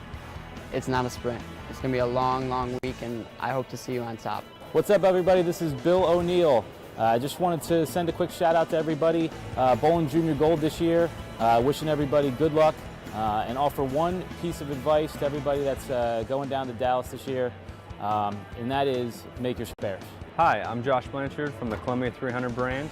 I want to give you a couple tips for Junior Gold. As someone who has failed miserably at Junior Gold and finished in 400, and someone who has made junior team, the best advice I can give you is at home practicing, practice different parts of the lane that you're not comfortable with, because when you get to the tournament, you're going to be tested in all parts of the lane to make sure you're prepared. Hi everyone, I'm Tommy Jones here. I just want to wish you guys good luck at the Junior Gold Championships this year. Remember one thing, you're there to have fun. Remember, you'll never ever learn anything when you're in a bad mood and you're mad, so whenever something's not going the right way, just remember to learn from it. There's no remote to rewind time, you can't change it. Move on to the next shot. Go out there and have fun. I wish all of you good luck. Hey guys, Tom Dorter here from Hammer Bowling. Can't wait to see you guys in Dallas at Junior Gold. My best piece of advice is make your spares and have a good time. Good luck and bowl good. Hi, I'm Kyle Sherman with Columbia 300, and I bowled Junior Gold 5 times, and the first 2 times I didn't make the cut. I bowled pretty bad, and fortunately I was able the next 3 times to make the top 16. And I would say the biggest part of my success in those later years was just understanding my arsenal, being able to play different parts of the lane. My first couple of years, I was one of those players on the short pattern. I was trying to play 4th arrow with a shiny ball, trying to get the ball down the lane. And once I threw that urethane ball in my bag, I was able to score so much better. So my biggest piece of advice would just be to learn your arsenal, be able to play different parts of the lane, and just be comfortable out there. So good luck to you guys all in Dallas, and I'll see you guys out there. All right, folks, welcome back inside the booth here. EBI Junior Gold Live, and to my left, pleased to be joined by Matt Sanders. Sir, how are you doing? Pretty good. How about you? I'm doing well. I'm doing well. I got a nice comfy seat, so I'm not looking forward to leaving anytime. Be careful because you might go to sleep. Yeah. So we've got Junior Gold. We've got the trade show. Just talk about your experience, obviously meeting athletes and I'm sure signing a lot of autographs, but what does it mean to be here and kind of give back to the youth? It's pretty awesome. I mean, I bowled Junior Gold around 5 or 6 years ago. That was my last time here, so to see how much has grown and to be able to give back to them is pretty cool. Just meeting it's a little different now. There's a bunch of smaller kids, I guess, than what I was used to when we were bowling, but it's really cool. Has there been a particular story or instance or particular athlete that you've seen today that's just kind of touched you? Like someone said, "Hey, I have to get Matt Sanders' autograph, or I can't leave without it." Has that happened yet? Yeah, we've been sitting at the autograph table, and there's been a couple people that came up to only certain people basically get their autograph because I saw you on TV, and they have to get that person's autograph. So it's really cool to just have someone they look up to us, and it's just really cool to sit there and just have fun, relax with them, talk with them, and just have a good day. Junior Gold Live, because it's live, we can have people come right to the couch. Tommy Jones, how are you? Doing well. Talk about your experience. I asked Matt just to this point, what the day's been like for you and how important it is to kind of get back to the youth bowlers and be at an event like this. Oh, it's been really busy, and it's an event that I wish they'd had when I would have been a little bit younger, but I think I hope it means a lot as much to the kids as it would have meant to me when I was that age to get to come and see so many of the people that you get to see on TV and stuff like that. It's just a lot of fun, and you get to put smiles on their faces. The parents thank you, so we appreciate that they understand that it's a busy time, but the kids are all excited about bowling, and that's what we want. Did you get a chance to compete at Junior Gold? No, I did not. They didn't start. If you could have, would you have certainly, and what would you have been looking forward to in a week like this? Well, for me back then, it was something that I would have really liked to compete. You get to bowl against the best junior bowlers in the world from everywhere. You're going to make so many friendships of people that you're last. I mean, I go through my phone now, and almost all of my contacts are all people that are associated with bowling. A few friends from high school and stuff like that. But for the most part, bowling has been my life, and it would have just started a little sooner with making some friends that would have been friends that last forever. And Matt, you bowled the event recently within the last 5 or 6 years, of course. Your experience at that time, and then just kind of discuss how that experience helped you to where you are now, the success you're now having at the professional level. I think Junior Gold, like I said back then when I bowled, it was only a few centers actually. Right. We've got so many centers that people get to go to. There's so many different patterns they get to bowl on, but that's the biggest thing that I brought. The quality of bowlers now is, I feel like it's getting better with the technology that we have and all the different patterns that they're bowling on now. It's really awesome to see. If you could give a piece of advice or a couple pieces of advice to those competing this week, what would you tell them? I know everybody says it, but stay patient, make your spares. If they're difficult, they're going to be difficult for everyone. Sure. So that's you just got to hit the pocket, make your spares. If you have a look, take advantage of it. That's basically it. Tommy, same thing. For me, I always tell the kids to stay calm. You're at that age where things go, a little haywire, and you get a little upset. I personally never really learned a whole lot when I was mad. You always have to process it, and you process it a lot better when you're thinking clearly. So I just tell the kids to, stay focused and stay calm, take it one shot at a time, and there's no remote that lets you rewind time to change what happened. You can't change what happened before, so move on to the next shot and make that one the best you can. You talked, obviously, you've been in the game for a very long time and have been very successful. When you think back to just kind of where you started, when you were about this age, so to speak, until now, just give us a couple of great moments or memories that you can recall from your PBA days, and obviously you still got plenty to make, and even Team USA, because a lot of people certainly know you were clutch down the stretch at the World. So talk about some key memories for you when you think about it. Well, for me, the couple of things that I always remember. I remember bowling my first 300 was at a pro-am when I was 12, and then the next thing I really remember was bowling for Team USA on the World Youth level in Hong Kong. I'm going to bowl my last World Championships this year, hopefully in Hong Kong also. So it's kind of pretty cool that it's going to be where I bowled my first one and hopefully where I bowl my last one. And things like that. I got to bowl and meet some people and represent my country, and it was a lot of fun, and it's just something that I always remember. Matt, actually kind of the same question, obviously with Junior Gold and the experience portion, but and there may be some folks who may not know, kind of where you started, how you got into the sport itself. So how did you get involved in bowling, and then obviously moving up the ranks to where you are now? Well, my dad was actually a manager at a center for about 25 years. So I was in and out in bowling center every day. Been bowling since I was 3. Bowled in high school. I went to school at Marion University, bowled in college. A lot of people here will probably go to college, and they're probably looking to bowl too. Right. So kind of same thing that most of these kids might go through, honestly. But there was just, bowling was something that I wanted to do, and I worked every day at it. I spent a lot of time in the bowling center.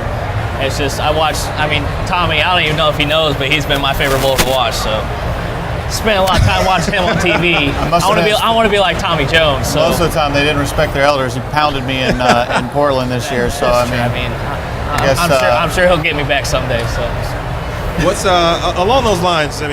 From the tour perspective, obviously Tommy, you've got more experience at this point than Matt, but and being on the same brand, same company, how do you guys work together in some situations? And support one another, even though obviously you're competing individually, but is there that element of support and team aspect on tour? I think there is. We have meetings with the ball reps, we have meetings amongst the players, and we'll talk to people, and if we know something about a lane, we'll always share it. You never want, especially as your group and your staff and your family at Ebonite, we're trying to make sure that somebody's on the show that week, and we all believe in our ability, and we believe that if we bowl the best, we're going to beat the other person. But we'll share the information to help the other guys try to make the best run they can. Because at the end of the day, Ebonite wins, we all win. Okay, and Matt, Rookie of the Year, how's your tour experience, been, and having guys like Tommy, kind of there to give you an assist when you need it? I'm kind of at a loss for words, still thinking about it. Because like I said, it was something I dreamed of doing my whole life. But not many people knew who I was compared to Wesley Lowe, Cameron Doyle, people like that. So I just kind of wanted to work myself up to where I'm at now. And I've been fortunate enough to have the best brands, the best companies behind me, people like Tommy to help me out. So I'm very fortunate. Awesome. Well, good luck the rest of the year. Look forward to seeing you guys, of course, on television. Matt Sanders, Tommy Jones, they're here with us here, Junior Gold Live. And now let's head over to Marissa. Hello, everybody. It's Marissa again. I am here with Wesley. Wesley is actually bowling in the Youth Open. Wesley, how old are you? I am 10 years old. He's 10 years old. And is it your first time bowling in the Youth Open? Yes, it is. Okay, so since you've been here in Texas, you said you're from, where are you from? Bella Vista, Arkansas. Arkansas. So you're not too far away, right? Did you drive here? Yeah, we did. Okay. So since it's your first time bowling in the Youth Open, what is the one thing that you are hoping for? What's the one thing that I guess you want to happen? Help my team to get scholarship. That's a great answer. That's so sweet. Okay, so what year are you in? Huh? What grade are you in? Oh, I'm in 4th, going to 5th. You're in 4th grade? Well, that's awesome. I didn't start. Yeah, you're going into 5th grade. There you go. So he's pretty young. That's awesome though. So since it is also your first time ever here, at registration and everything, is there a? Well, I've been here in registration last year in Cleveland. Oh, so it's your second time being here. Oh, is there a pro that you want to see or get their autograph or anything? Jason Belmonte, but his line's way too long, so we can't go to him. That's okay. At least you saw him, right? Yeah. Okay, well, let's see. So since Jason Belmonte is your favorite, do you throw it two-handed? One-handed. Oh, so you're one-handed, but he's your favorite anyways. One-handed, left-handed. Oh, well, see, there's a one-handed lefty back there. Do you know Matt Sanders? He just walked away. Do you know who that is? Yeah, he did bowl on TV. He's right behind us now. Bye. He's leaving. He's not looking, but well.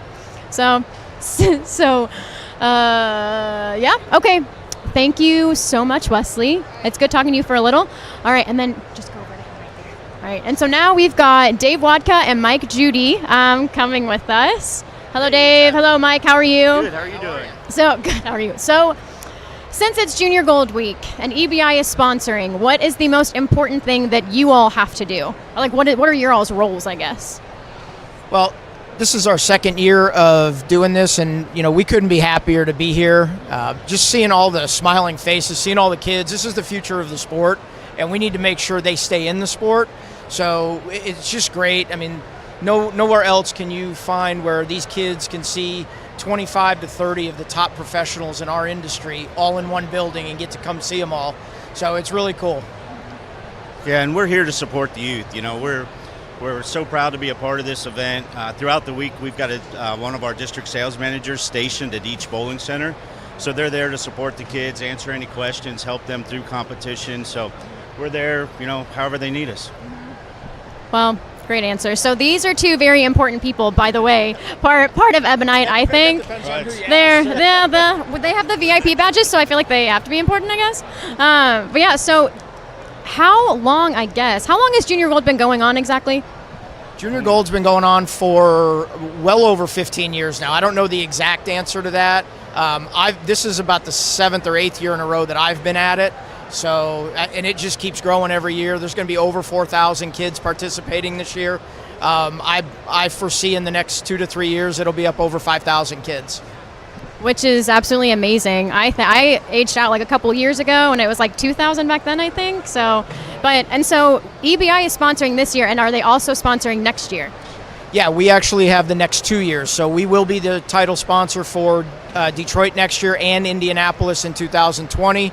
And we're looking forward to continue the growth with the youth bowling. Mike, do you want to add anything to that? No, we're just happy to be here. Can't wait to hear you sing later this week. What is that, tomorrow? Thank you. Yes, I'm singing tomorrow at the opening ceremonies. If anyone didn't know, I'll be there. But all right, thank you, Mike. Thanks, Dave. And I guess back to you, Emil. Thank you. All right, thanks, Marissa. And again, shout out to Marissa, just doing a great job. Junior Gold Live, 360 right here, Columbia 300, Hammer, Track, Ebonite International. Emil Williams Jr., big thanks to all of our crew. Had some great guests who have just recently on the couch, Tommy Jones and Matt Sanders. We'll have some more guests upcoming, but before that, we got some more shout-outs for you. We heard from the PBA stars. Now let's hear from the PWBA stars as they give this week's athletes the best advice they can. Hey Junior Gold Bowlers, I'm PWBA member Danielle McEwen. My best advice for you for this week is to take your time, enjoy the moment, and of course make all your spares. I'll be at Junior Gold, so if you see me, make sure you stop by and say hi. Good luck, guys. Hi Junior Gold Bowlers, it's Deandra S. Beatty, 15-time Team USA member. And here's my advice for you. Get your spares. Hi, I'm the 2-time USBC Queens champion, Diana Zavialova. And I wanted to wish you guys, all the Junior Gold Bowlers, best of luck. Hey Junior Gold Bowlers, it's PWBA champion Liz Culkin. I firstly want to wish you the best of luck at Junior Gold this year. I want to tell you guys to stay patient, stick with your routine. I know this event has grown to be so big, which is awesome. There's a lot of distractions out there. Stick to your game plan. Hi, I'm Daria Payong, and I would like to wish you the best of luck at Junior Gold. My piece of advice to you would be to enjoy every single moment. It might be your first time, your last time, or there might be a lot of Junior Golds for you to go next year. However, take the best out of it, make your spares, and really enjoy the time. I'm going to be there, so I really hope to see you. Hi everyone, this is Rocio Restrepo, PWBA champion. I want to wish you the best of luck at Junior Gold. My advice to you is just pick up your spares, make great shots, have fun, and don't take any shot for granted. Good luck. Hey Junior Gold Bowlers, here is Maria Jose Rodriguez, PWBA member. I just want to wish you all good luck and good bowling. I also want to give you a little advice for the week. Just make sure you take your time so you can pick up all your spares. Every shot counts, every shot matters. Hey Junior Gold Bowlers, Team Shafani here. I'm PWBA champion Stephanie Johnson. And I'm PWBA champion Shannon O'Keefe. We want to wish you the absolute best of luck this week and make sure to make your spares and have fun. It's a long format, so make sure you take one day at a time. And don't forget to come and find us for that autograph. Team Shafani, out. So you saw Team Shafani right there at the end of the package, give the old fist pump. They're pretty cool. And we've got some cool things here. In fact, we'll talk to a couple of PWBA players here momentarily. In front of me, though, we can't get the best view of it, but there are a couple of bowling balls that I've been told 3 of the 4, there are 4 here, you can only see 3 at the moment. 3 of the 4 are yet to be released. So there could be a situation where there might be some more information that could be forthcoming on the bowling ball situation. We'll talk to Mike Flanagan about that and see what's happening too. Right there is the Saber Pearl. This is the one that is actually out and released, of course. And I won't give you too much more information on the other three because those folks worked a long time. They worked very hard on the release details, ball videos, etc. So just get a look at them. Saber Pearl. Should I give names? Okay. He said I could give names. All right. So the track precision. All right. That's, of course, to the left, your right on the screen. And then there's a new matrix, which looks really good. And then also on the end, a new Black Widow, which for me personally, I've always been a Black Widow kind of guy. So I'm looking forward to it. Love the color schemes. Nice job by EBI. Doing a fantastic work. Track, Ebonite, Columbia 300, and Hammer. Nice job. Corey Ruiz, by the way, on camera right now. He's been doing a great job. He's the kind of guy that doesn't like credit, so I want to make sure I say his name out loud. Kim Richter in the building as well. And as if I may or may not know these individuals, because I spent a lot of time with them during the week for 4 months out of the year, let us welcome in Shannon O'Keefe and Diana Zavialova. Ladies, how are you? Great. It's good to see you. Thank you. At an event like this, just talk about we're about halfway through the day. So what's the experience been like? How many autographs have you signed? I know people are excited, obviously, to see you and talk to you. It's been awesome. I can't even I have no idea how many autographs I've signed. It has to be hundreds, maybe 1,000. I mean, it's been awesome. It's just really cool to be with the youth players, and this is our future. And so we got to invest into our future because they're our future. So it's been great. Both of you are extremely popular. So, Dee, I know you don't know how many autographs you signed, but you were here, been at the Columbia 300 booth, for example. What's the experience been like for you so far? Well, for me, this is actually my first year ever doing Really? Junior Gold. Yeah, Wow. so I didn't know what to expect whatsoever. I heard things, but I didn't know. And so I've been signing autographs, and my cheeks hurt from smiling and taking the pictures. And I'm like, okay, I have to keep smiling. And then I went to the PWA booth and signed there, and it's been non-stop. Yeah. But like she said, it's our future, and it's awesome. It's just a little overwhelming, but in a good way, because it's so many kids, and it's awesome. Makes us feel really good about ourselves. Yeah, actually. Yes, it does. When you see that many kids and these athletes, and many obviously who want to be professional athletes on the PWA tour, because we have that opportunity, or they have that opportunity. I just talk, but I do have that opportunity. Your advice to those athletes, what do you tell them throughout the week not only to have a good week here, but the future goals to reach the levels that you're currently at? I think the most important thing is to have goals, and have different level of goals. I think that's the most important thing. And then put a plan in place to help you achieve those goals, and surround yourself with people that are going to help you achieve those goals. I think that's the most important thing. I've been telling everyone to have fun, because a lot of times, even at our level, the professional level, sometimes we forget to have fun. So I'm just making sure kids have fun, and because that's what you do. You love it. So we just ran a package about advice, and so I'm going to ask you to repeat your advice. Yep. The best advice you would give to the athletes this week, and Dee, I will ask you to do the same. So your best advice for the week for athletes would be make your spares. Well, hit the head pin, make your spares, and have fun. Okay, Dee? Same, but for sure have fun. So, because this is once in a lifetime opportunity, and I've never bowled a Junior Gold, so I'm a little jealous because we don't have this thing in Europe where I come from. So, yeah, just have fun and make spares, Let's talk a little bit about your PWBA seasons. Shannon, of course, won a couple titles. You may be leading the Player of the Year race, that whole thing. But where are you? How do you feel about the season at this moment in time? And kind of how do you finish the season kind of at the same level that you started? So I feel really good about the season so far. You always want to get off to a really good start. But at any moment, anything can change. The tour is so strong and so good.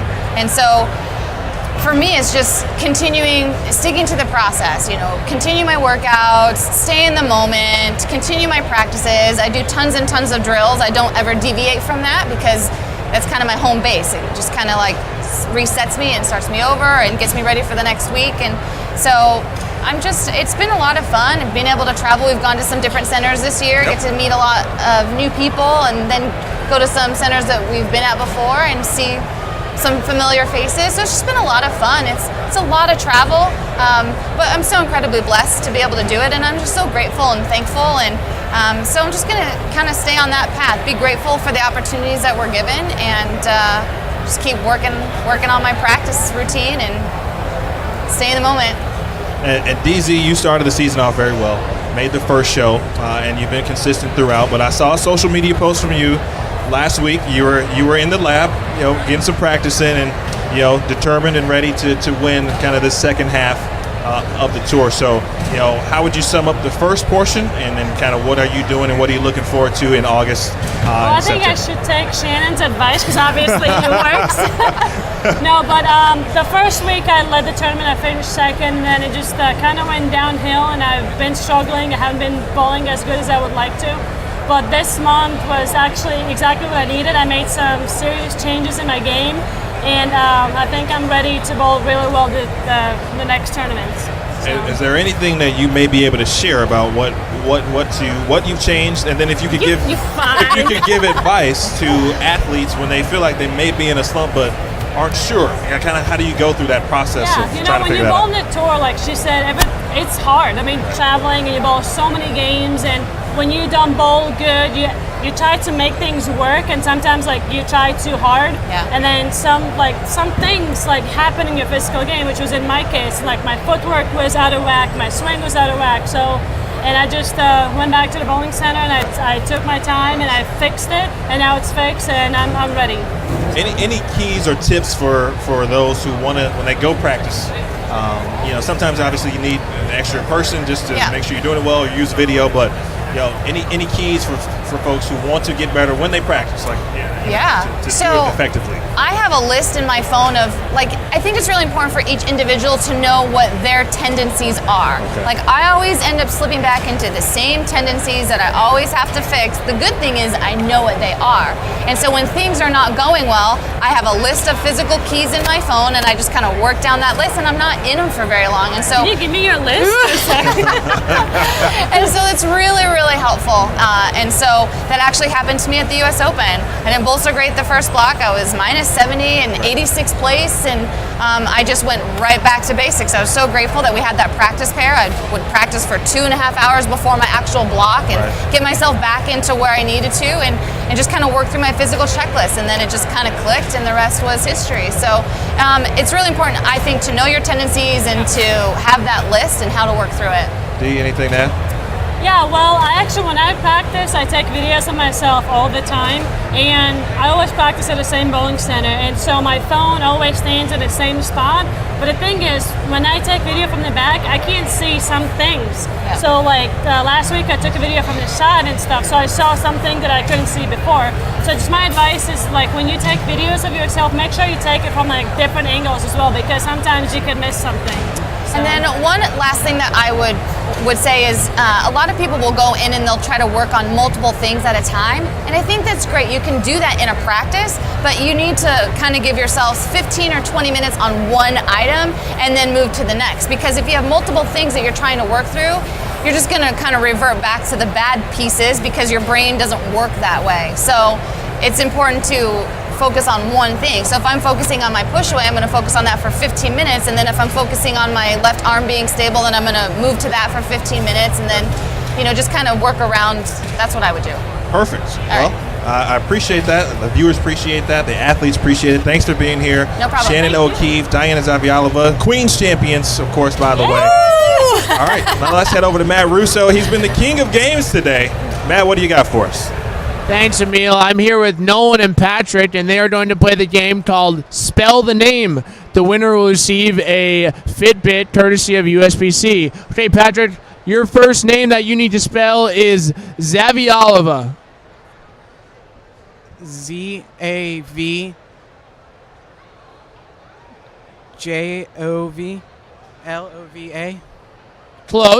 Close. That is incorrect. Okay, we're going to give you a chance to spell Zavialova. Zajl.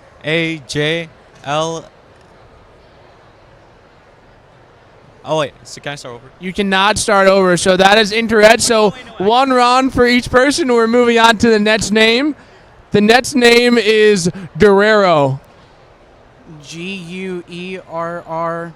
Guerrero. That is correct. So 1 point for you, Patrick. Okay, Nolan, you need a point to tie it up here. Your name is Rominper. Rominper. You were very, very close. Very close. Do you know how to spell Rominper? ROMMO. That is incorrect. Okay, 1-0 Patrick here. Nolan, back to you. Your name is Pluhowski. Pluhowsky.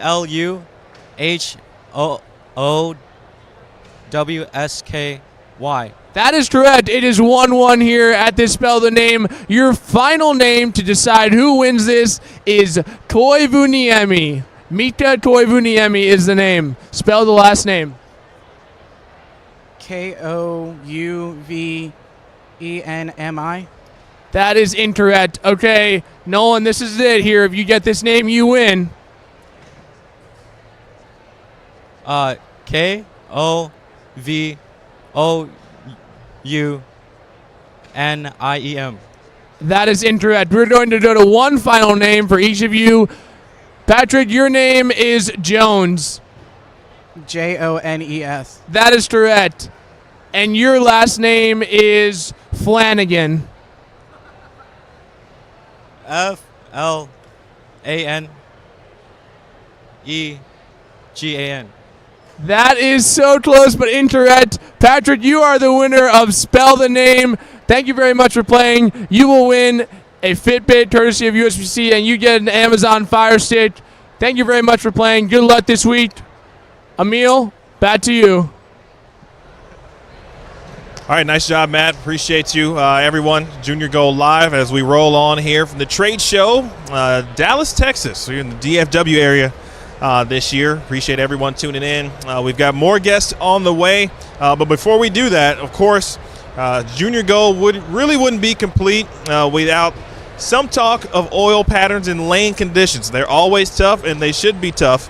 And to learn more about that, well, we've got a little video that might give you a little info, but probably not. Let's take a look. Hello, this is Nick Hoagland, Lane Pattern Development Team Lead for the United States Bowling Congress. Today I'm pleased to go through a video competitor's guide for you, the Junior Gold bowler, on what to expect regarding lane conditions this summer in Dallas at the 2018 Junior Gold Tournament. While we'll not share the actual lane patterns until after the tournament, we hope today's video shares important information to make your Junior Gold experience more memorable. Right now, the Kegel Company, our official lane maintenance partner, is busy readying 17 lane machines which will be deployed to Dallas for the 2018 Junior Gold Championship. This year, due to the size of the bowling centers used for qualifying, boys and girls will be bowling in the same centers. For the last few years, boys had their own centers and girls had their own centers. Each competitor, regardless of division, will bowl on the same 4 oil patterns during qualifying. All patterns during the entire event will be USBC Sport Bowling compliant and will continue to be a mix of patterns already in the marketplace and also new pattern designs. For example, at the 2017 Junior Gold Championships, all boys who competed at Game of Mentor bowled on the 2017 USBC Open Championship pattern. In the girls' divisions, all girls who bowled at Game of Wycliffe participated in the 2017 USBC Queens pattern as shown on your slide. For the Advancers round, Final Advancers round, Match Play rounds, and TV rounds, different patterns will be utilized for each round. This year's CBS Sports Network Finals will be conducted at the ITRC in Arlington, Texas, and will be conducted on a new, unique lane pattern.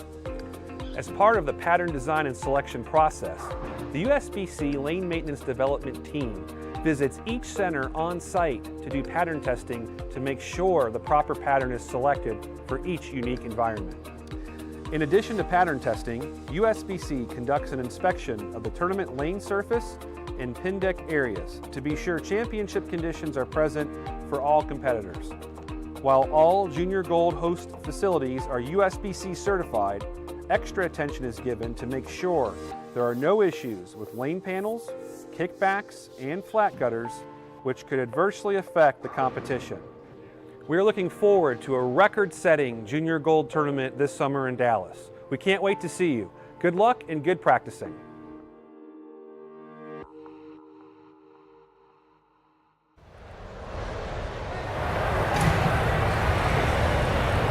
Junior Gold Championships live. We just saw a little preview of some info about lane conditions, and someone who knows nothing more about lane conditions is Nick Hoagland. Nick, first of all, thank you for joining us. How are you? I'm great. How are you doing? I'm doing well. We've chatted before, and I always try to kind of get more knowledgeable about your process from a lane play perspective, but in a general sense, the athletes practice has already started. They're underway today. Right. What's the process like to kind of create and develop, and even how fun is it actually to create and develop patterns for these athletes this week? Well, it's a great question. It's an honor to be able to be a part of this event, honestly.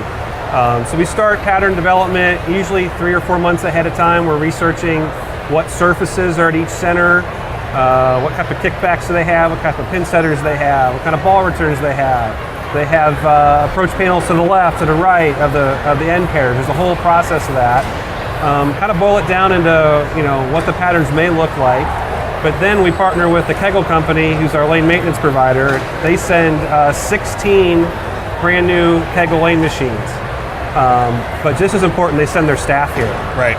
And so Doug Dukes is our lead, and he goes around to all the centers and makes sure the machines are all working properly. That's important. Then I come in and insert the patterns and actually physically bowl at each center with my equipment, just to make sure that everything is as planned, as advertised. So we have no chance of something happening that's unexpected. So just to give you an example, I flew in on Thursday night and got done at Garland Bowl at 1:30 in the morning, and then visited the other 7 centers yesterday and threw balls down the lane.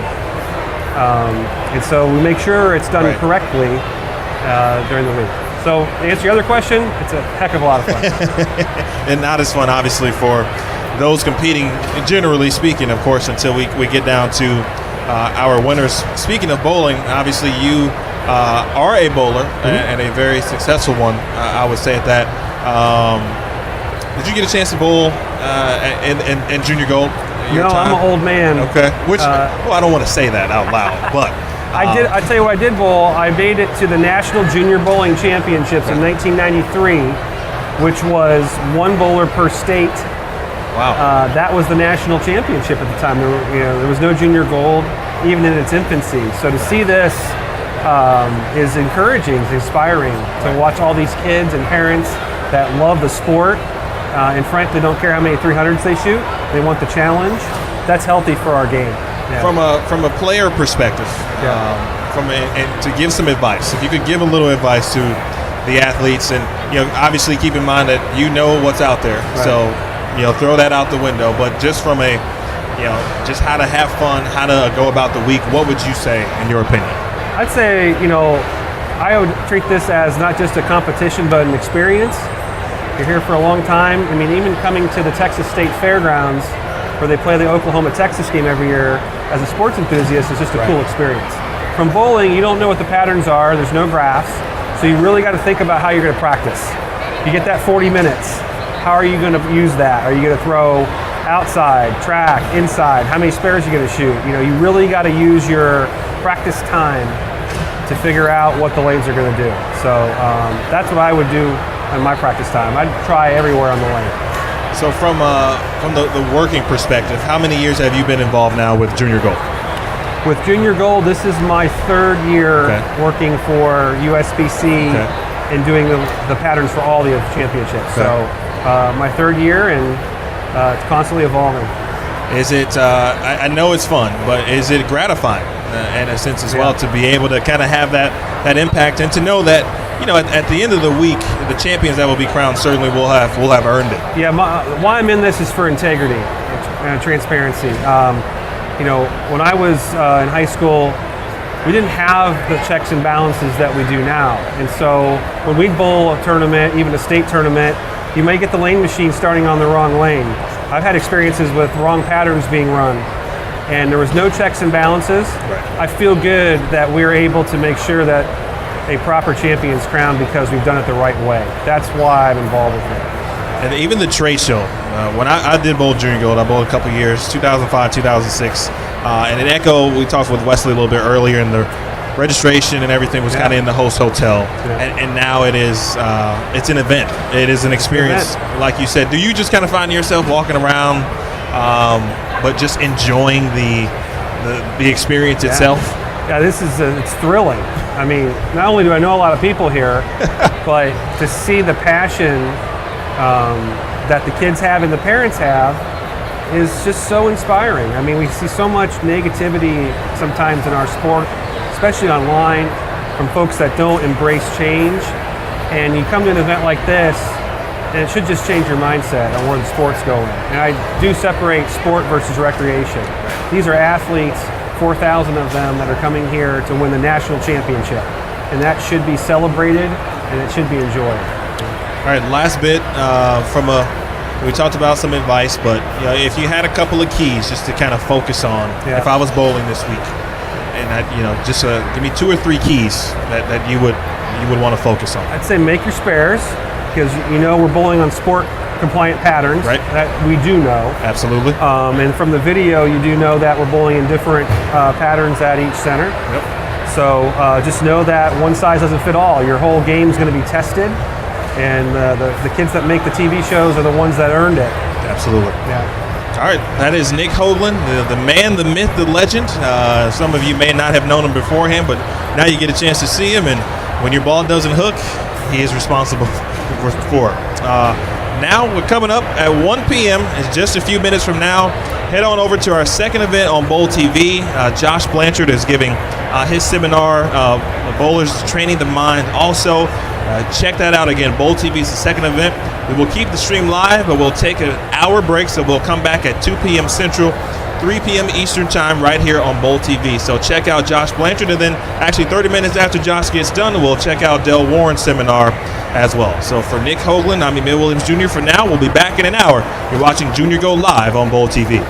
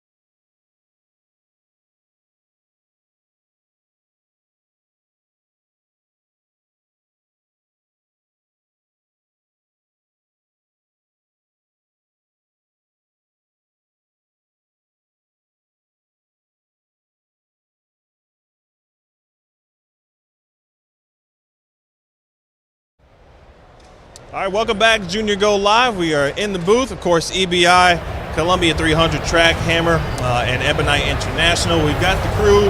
My name is Emil Williams Jr. Pleased to be back with you. I had a good break, solid lunch, and now we are back.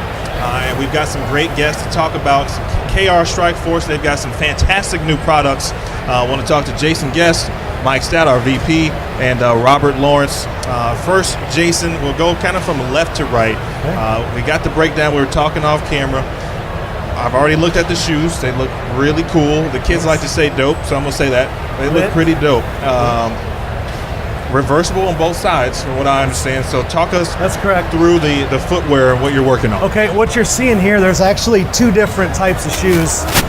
This is a limited edition Black Widow shoe. Comes out the same day as the ball, August 14th. They got a little preview of the ball earlier too, by the way. And this is removable on both feet, but not symmetrical. So you would order this right and left-handed, just like you would normal other bowling shoes. So this is a type of outsole that we've manufactured for a while, thermal polyurethane. And then we have a new shoe that's going to roll in the next couple weeks. This is called Hammer Boss. So the outsole is similar, has a injection EVA midsole, but this toe piece is crystallized rubber. So anybody who has a toe dragging problem, this will fix that. I know some people like that. There's a lot of bowlers like that, matter of fact. So this shoe, though, is still asymmetric this way. So the fit is just as good as it is on our other shoes. But this 4-foot pad has been engineered to be symmetrical to go back left and right-handed, so you don't have to order, or the pro shop doesn't have to stock left and right-handed. Nice. Okay, so from the footwear perspective, how did you come up with these ideas? What gravitated you to what the final product is now? Well, so long story short, we came up with TPU in the outsole when KR did Callaway golf shoes 5 or 6 years ago. TPU was a really prominent material in golf. So we were like, that's cool, let's make a bowling shoe that way. So we did, and then through the years, we've had some issues with toe dragging with this type of material. So this is the next best thing, improved in the toe to help the toe draggers. Wow, okay. And along with footwear, you also have a territory. I do, I have a sales territory. Which states do you represent? Iowa, Minnesota, Dakotas, Nebraska, Kansas, Missouri. Perfect. That area. Okay. Already something to look forward to from the fan perspective. Talk to Mike, the vice president of KR Strike Force. Besides the shoes, Mike, you've got a ton of things happening. We've got bowling bags exclusively for this year's Junior Gold. I know you've kind of taken over and doing everything from a accessories perspective for EBI. What's the process been like? How fun is it to work with EBI? Yeah, I think we're going into our 3rd season with EBI. It's been fantastic. I mean, the brands that they have, Ebonite, Columbia Track, and Hammer, it's been a lot of fun creating, new innovative products along the way. What's on the table? What's one of the coolest things that you've been a part of and that you've been looking forward to letting the athletes and the parents get a chance to check out? Being involved with Junior Gold is new for us, so we're happy to be here. So we designed a few products custom. You see a triple roller, one item we have. And what makes this different is, since we're the innovator in bags, we have we call it an EVA base, which is very durable, good for travel, weighs under 5 pounds. And we have a new wheel this year. It's a skateboard wheel. We're first to have it. It's a new innovative thing. It's all about the wheel. So we feel real good about this. So we put it on our Junior Gold, souvenir triple roller. And we also have a ball and a pin. And where this comes from is one of our companies is ontheballbowling.com. So we can make one of a kind. So we can do custom balls, custom pins, and make nice awards, souvenirs. So we're real happy to have these here on display. Now your range doesn't just include bowling. right, from the KR Strike Force perspective. What else are you guys involved in outside of the industry? Well, I mean, we have accessories now and shoes. We also own Lynn's rental shoes. So we're with the bowling centers, house balls, pins, and rental shoes too. Right, okay. So which we branded, our house balls are branded Ebonite, and also one of our shoes is Ebonite brand. Okay. All right, I'll steal the mic, and I will make sure we get Robert Lawrence in. And so, Robert, you're a product specialist with KR Strike Force. What does that mean? And then, how are you involved in what we're seeing today? My connection with the company, mostly my job is to visit pro shops all over.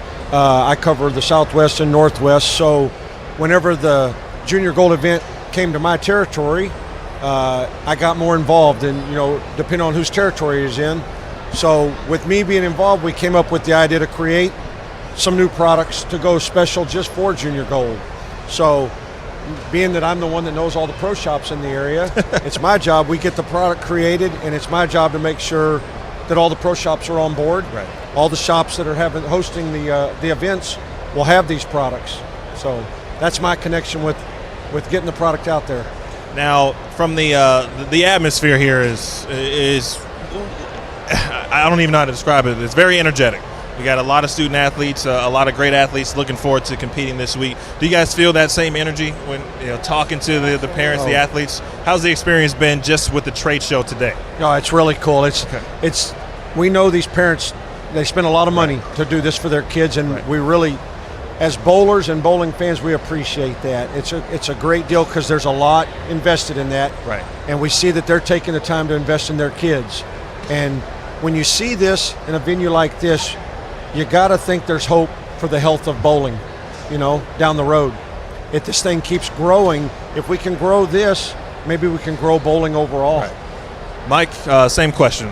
Just your thoughts so far and how you've been involved in it. I'm real excited because I kind of started in the college bowling scene and made all my friends and relationships all the way back to college bowling, and I really enjoyed a part of talking to the parents and the athlete and the recruiting process. There's so much opportunity for youth bowlers today. Right.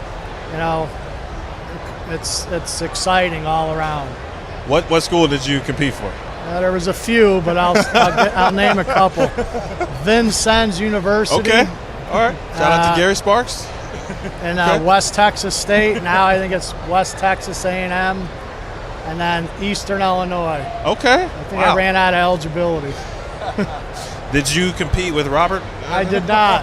What's that? I did not compete against Robert. No. He went the PBA route. Okay. He went the money route. So, college bowling is, I tell kids, it'll be the best 4 years of your I couldn't agree more. Absolutely. I love it. Jason? Yeah. You want me to use this? No.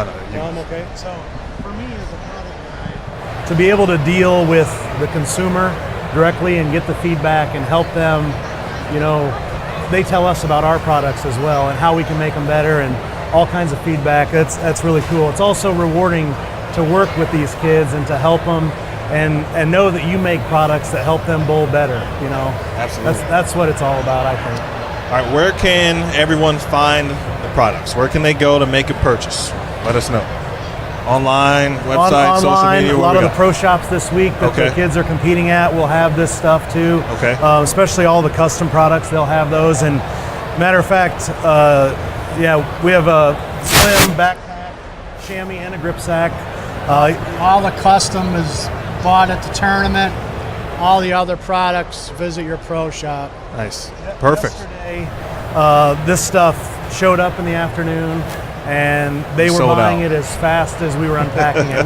We had the chamois and the grip sacks in the pro shop pulling it out. They're like, "Yeah, I'll take one of those. I'll take one of those." And it's great. So awesome. Well, congratulations. By the way, congrats on the new building as well. That's located where? Just so everyone knows. The new warehouse is located in Melrose Park, Illinois, about 20 minutes west of downtown Chicago. Perfect. My hometown, so if I'm in town, I'll be sure to stop by and say hello. Appreciate Robert Lawrence, Mike Stout, and Jason Guest, especially Robert for being our demo individual there. Nice skills there.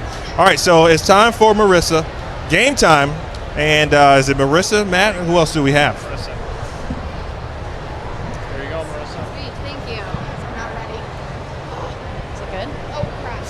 Hello, everybody. All right, it's Marissa. I am back with Victoria and Charlie. Victoria is from Kentucky, and Charlie is from Indiana. They're actually cousins.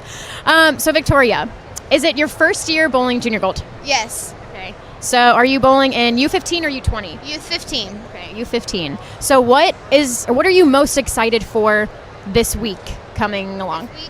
Meeting new people in different states and having the friendship last long for however long. That's such a sweet answer. Okay. So you throw a lot of EBI stuff, don't you? Yes. Okay. Can you tell me what all is in your bag? I throw track, Ebonite, and Columbia 300. Okay. Is EBI your favorite brand, do you think? Oh, yeah, definitely.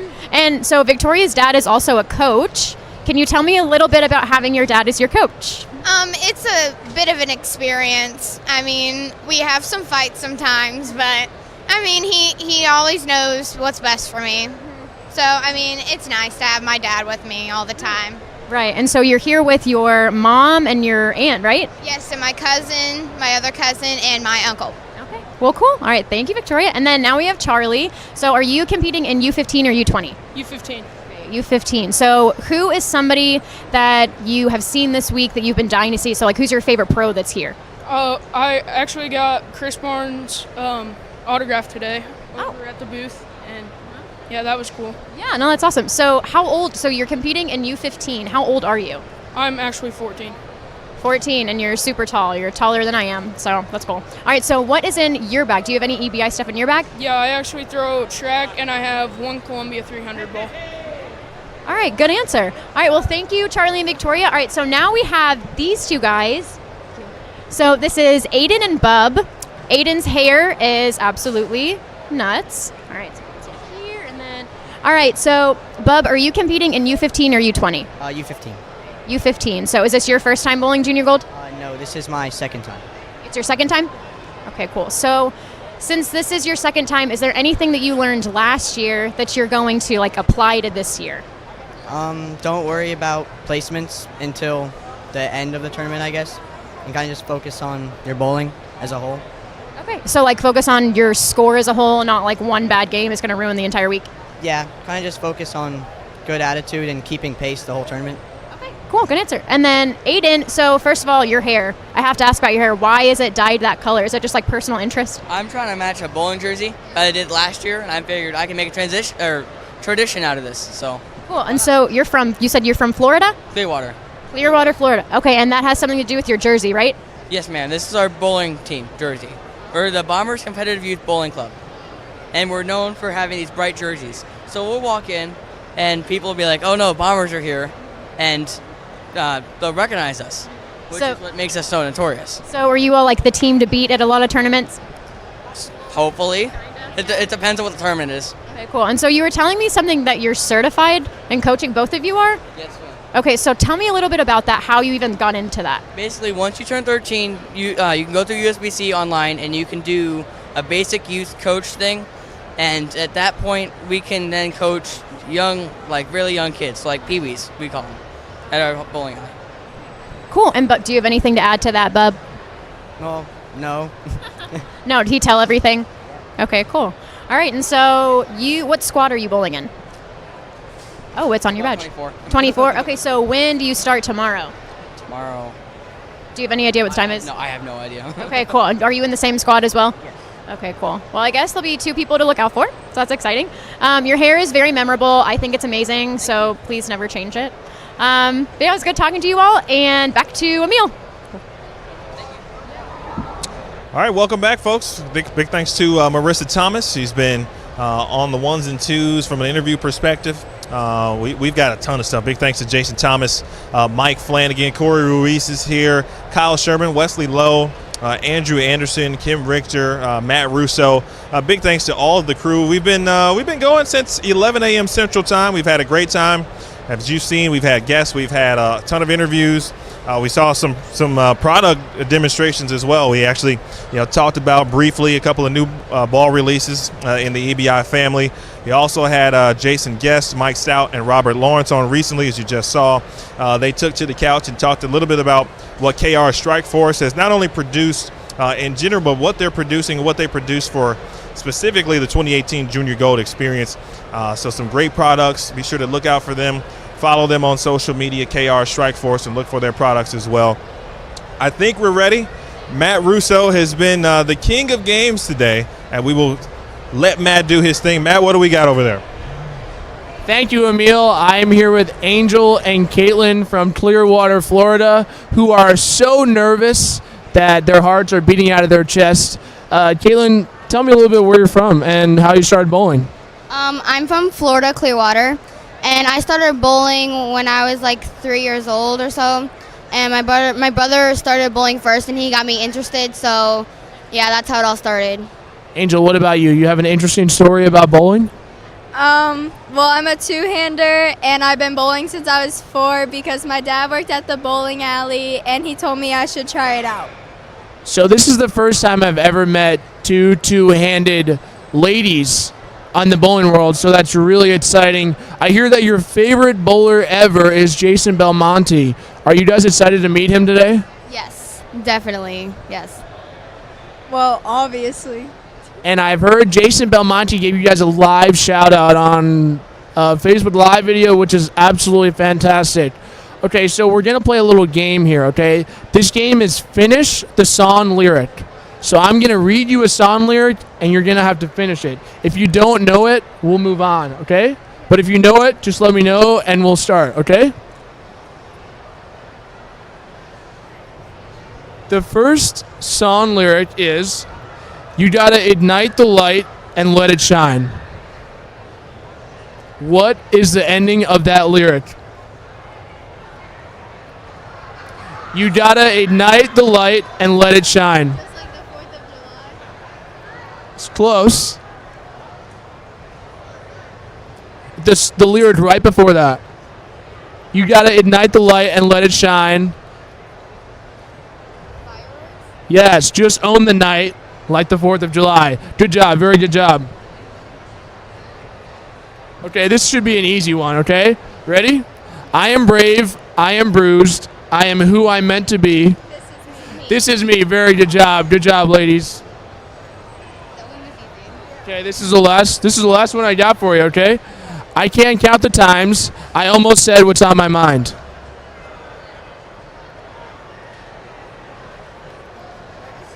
No. You guys listen to country? You don't listen to country? No. Oh, I do. What kind of music do you like? Country and like pop.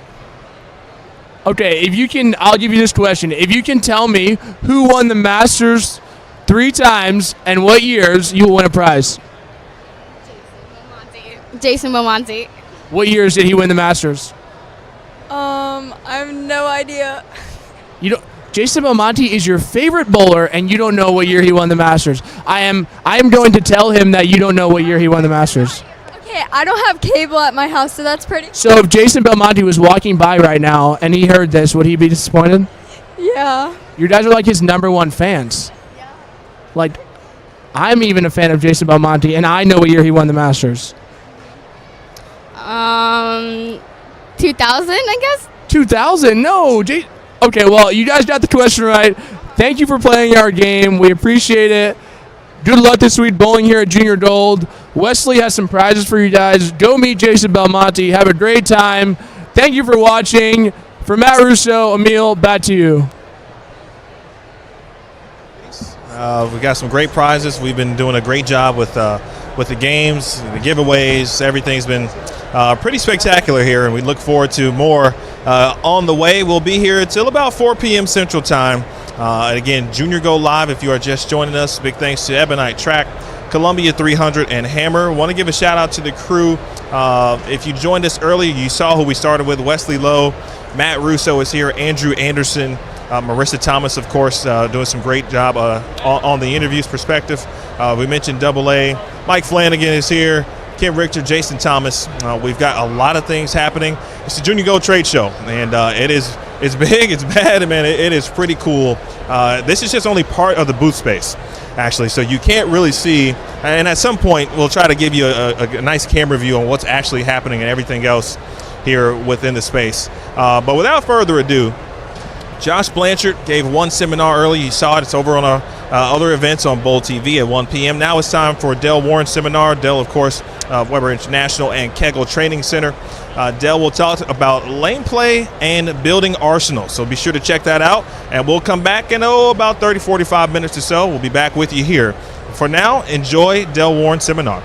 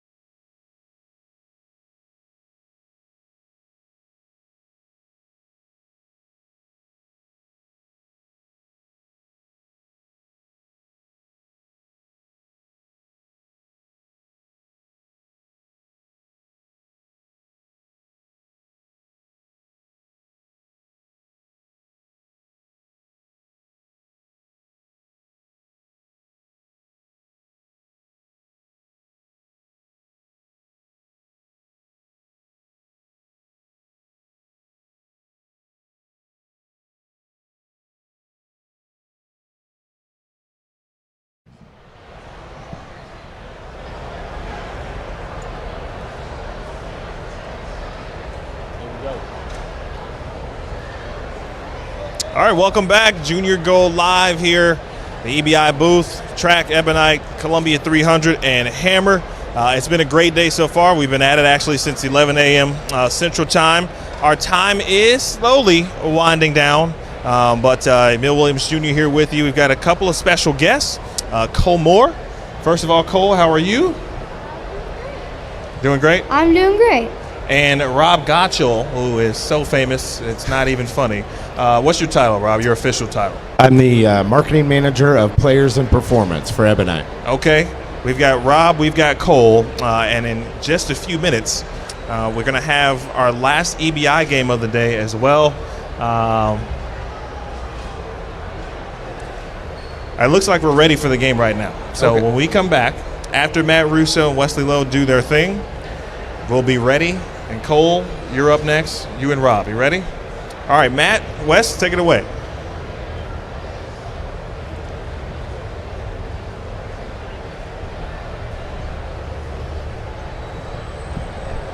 Thank you, Emil. I am Matt Russo here in the Ebonite International booth, and we are going to play a game here. Let's meet a couple of our contestants. Guys, come on down here.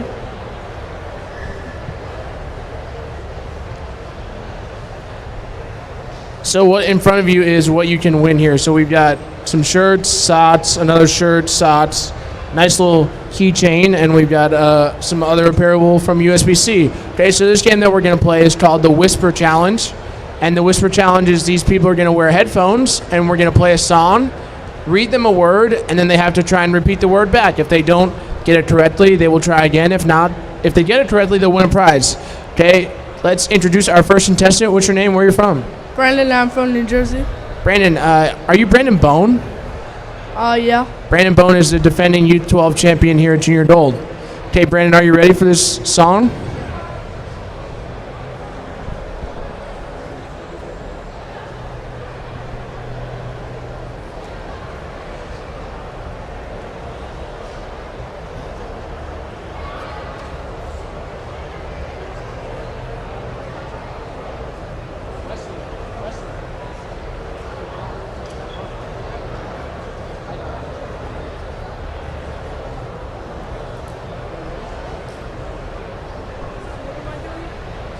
Try and say this word back to me, okay?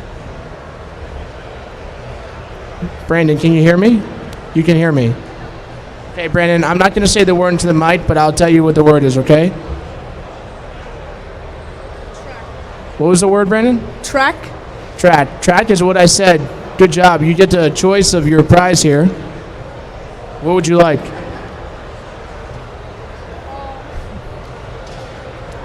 You got a nice little keychain. Everybody give a round of applause for Brandon Bone. Brandon Bone, everybody. How are you, man? What's your name? Where are you from? Sam, and I am from Illinois. Sam from Illinois. Sam, is this your first time bowling? Nope. Sam is a veteran here at Junior Gold, the first couple of years here. Sam, here are these headphones. Put them in your ear. We're going to play you a song. Hopefully you don't hear me.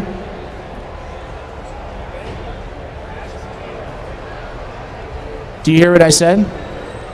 No. You have no clue. Read my lips, okay? Ready? Master? Close. One more time, okay? Ready? Master Gear? Very close. I said mashed potatoes, but you were very close, Sam. Thank you very much. Stick around here, and we'll see towards the end here. Hi, what's your name? Where are you from? I'm Megan from Indiana. Reagan from Indiana. That's right. Reagan, hear these headphones? Okay, the music's going to be playing. Okay, your word is... Columbia 300. What? Your word is...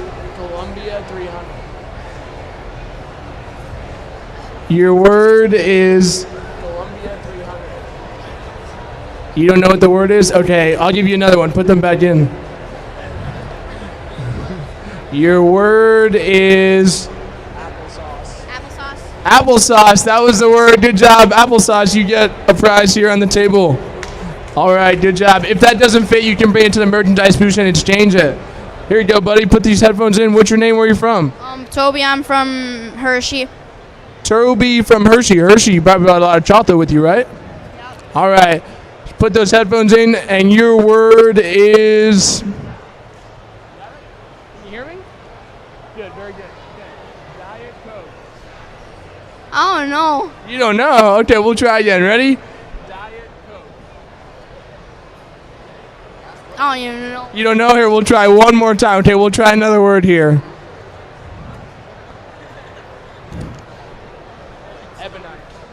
Apple cut? Nope, almost. We'll try one more time, okay? I don't know. You don't know? Okay, the word was ebonite. Stick around here, buddy. Good try. Step on up here. What's your name, man? Gavin, Gavin, how old are you? 7. Gavin does not bowl. Gavin does karate, so everybody watch out. Gavin is not afraid to do anything, okay? Here, Gavin, put these in your ears, buddy. Okay, Gavin, can you hear me? Can you hear me? You can hear me? No, you can't, Gavin. Can you hear me? Okay, ready? This is your word. Ready? Look at me. Karate. Karate. Karate is the word. Good job, Gavin. Gavin, you get a prize here on the table, whatever you'd like. Get a nice chamois from Trat, bowling socks, a t-shirt for your girlfriend? No? Okay. Step on up, man. What's your name? Where are you from? Darren from Loudon, Pennsylvania. Darren from Pennsylvania. All right, man. Put these in your ears. I'm going to give you a word here.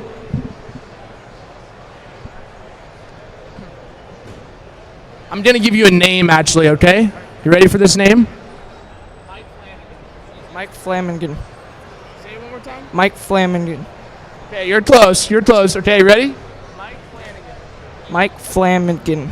Very, very, very close. Okay, we'll give you one more chance. Ready? Mike Flanagan. That is so close. We're going to give it to you. The name was Mike Flanagan here. Okay, you won a prize. Any prize on the table? Good job. Good luck this week. Step on up. What's your name? Where are you from? Colby from Pennsylvania. Colby from Pennsylvania. All you Pennsylvanians, man. What's up with that? All right, put these in your ears here. I hope the song's playing. We'll see. Okay, your word is Dallas. Yeah, that was easy. That was too easy. We'll try again. All right, you got that one real quick. Oh, is the music off? Yeah. Oh, see. That's an honest kid right there, everybody. That is an honest kid. Parents, where are your parents? Which one? You guys raised an excellent kid. Good job. Okay, can you hear me now? Can you hear me? No? Okay. Your word is junior gold. Junior gold. This kid is incredible. Okay, I'll give you one more chance. Put him back in. This is too easy. Okay, I'm going to look this way, okay? Rob Gottschall. All right, this kid knows it all, man. You win a prize here. Select whatever you like. T-shirt for your girlfriend, socks for your dad, or a T-shirt for your mom. Okay, we've got 2 more prizes to give away. Anybody want to take a chance at it? Step on up. Anybody want to take a crack at this whisper challenge? We got 2 more prizes. We've got a T-shirt for a lovely lady, and we've got nice little dress socks here. Anybody want to win a prize? Anybody want to win a prize? You want to win a prize? Come on up, man. Step on up. What's your name, buddy? Where are you from? Dylan Malo from Richmond, Indiana. Dylan from Richmond, Indiana. All right, Dylan, you know how we play in this game? No, I just walked up. Perfect. Put these in your ears. All right. So what I'm going to do is, can you hear me? Okay, I'm going to read you. I'm going to say a word with this music playing, and you have to guess what the word is. If you guess it, you win a prize. Okay? Put it in, yeah. Can you hear me? Can you hear me? Perfect. See, this is a good die right here. This is a good die. Okay. Your word is dictionary. Did you hear what I said? Pictionary. Very, very, very close. Okay, your word is no cheating. No, put it back. Oh well, you know what? It's okay. Your word is Dictionary. yes, that is correct. Dictionary is the word. Good job, man. Congratulations, you win a prize. You've either got a lovely T-shirt for your girlfriend or a pair of socks. Socks it is. All right. Mom's giving a thumbs up. No. Oh, friend. All right. Second mom. Good job. Good job. All right, we got one more prize here at the Ebonite International booth. One more prize. Are we good on time? Okay, we got one more prize here at the Ebonite International booth. Anybody like to win a prize? Step on up, man. Okay, this time for the prize, I'm actually going to read you a question, okay? If you get the question right, you get a nice T-shirt. If you get the question wrong, you get a nice T-shirt, all right?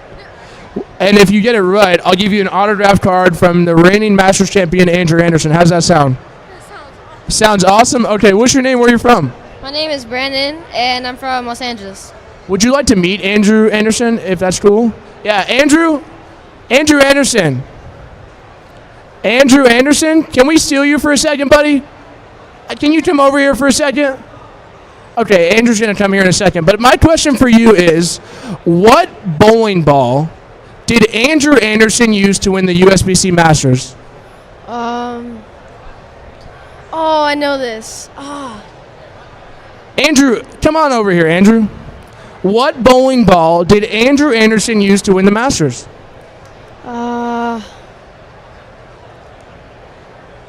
Oh my gosh. I know this. What was it? The Rebel Yell. That is correct. Congratulations, you have won a nice T-shirt here. Okay, that you can trade in. You also want an autograph card from Andrew Anderson that he will gladly give you. You want a picture as well if you'd like a picture. Anything you want from Andrew, he'll give you. Okay. Thank you very much for tuning into our game. We appreciate everything. For Matt Russo here at the Ebonite International booth, Emil, back to you. Nice job. Matt's been doing this thing all day. Give Matt Russo a round of applause, ladies and gentlemen. Our crew has been spectacular this week, or I should say today, and it will be throughout the week as we get back to Mr. Cole Moore and Rob Gottschall. First, Cole, let me talk to you a little bit. I'm curious, how excited are you to bowl this year's Junior Gold? Very excited. I always wanted to go to Texas all my life, and my dream came true. I'm here in Dallas, Texas. How about that? Okay, so I know I was told that you are the biggest Ebonite fan on the planet. So what is it about Ebonite that gets you excited? Why do you love Ebonite so much? Well, they come out with really great balls that helps you a lot on the patterns, like the Verdict Pearl, the Destiny Solid, or the Verdict, or whatever. They're pretty good balls. So you're sitting next to Rob Gottschall, who gets the chance to talk to a lot of professionals and help them. Would you like to have Rob Gottschall kind of help you on the lanes? You think we can make that happen? Yes? Yeah. Maybe? Okay. Yeah. All right, so Rob, from your standpoint, when you see young athletes like Cole, how does it make you feel? And certainly to be representing EBI and to see young fans like Cole represent EBI too. Yeah, I mean, Cole's real special. We've got to know him real well over the last couple of years. It's real refreshing to all of us with Ebonite to see all the kids, supporting our brands, wearing our logos. Cole does take it to the extreme. Earlier, he had a Got Ebonite shirt on, just like the Got Milk shirt.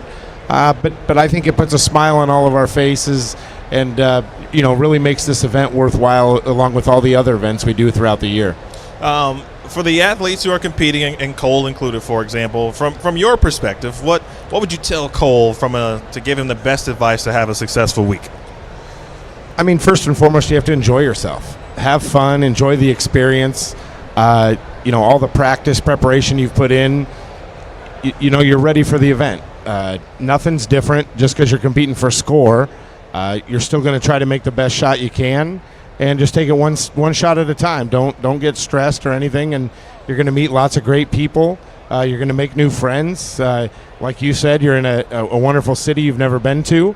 You're going to get to experience a lot of things and absolutely just enjoy it and have fun. All right, question for Cole. Cole, how long have you been bowling? When did you start? I started when I was 7 years old. Okay, and you're 11 now? Yes. Right, okay. What is it about bowling that you love so much? Pretty much that all the new bowling balls come out, I'd be wanting all those new bowling balls. But there's some of them where it's just you don't want them that very much, But nice. Okay, and then you told me that there's another family member named Ebonite, Yes. right? Who is that? That is my little puppy that is 2 years old, and she's a girl. Okay. Is your family here right now? Yep. Where are they at? There's a lady in the blonde in the blonde hair, and my dad is over there videoing me. I'm pretty sure with the blue shirt on. And how thankful are you for your parents and to be able to kind of obviously bring you to Junior Gold and give you some really cool experiences? I feel very appreciated for letting them bringing me here to Junior Gold. Awesome. The trade show portion, did you kind of get a chance to walk around and get some autographs today? I've seen a couple of friends and like just talked to them for a little bit. Got pictures with some of the pros, but I haven't got any autographs because like most of them, like I've already had their autographs here today. That makes sense because you are the king of Ebonite. Did you get Rob Gottschall's autograph yet? Oh no. We took a picture. If not, we need to make sure we do that. We took a picture. Okay. Then Rob, from your perspective, obviously being with the EBI, the trade show portion, I mean, it's transformed from, having it basically at a hotel, at the host hotel, until what we see today. How cool is it for you to be here and share this with all the athletes? Yeah, I mean, it's incredible. Yeah, we were talking a couple hours ago as we were just sitting looking at all the people walking around, and the one thing we keep saying is this is a youth bowling event, that there's so much that's gone into it, and there's just so many people. It's become more than just a tournament. It's truly an event, and there's a lot of planning by obviously the USBC, Ebonite, and everybody involved, and it's truly special to see that we're doing something for the future of our sport to this magnitude, that we've created such a large event.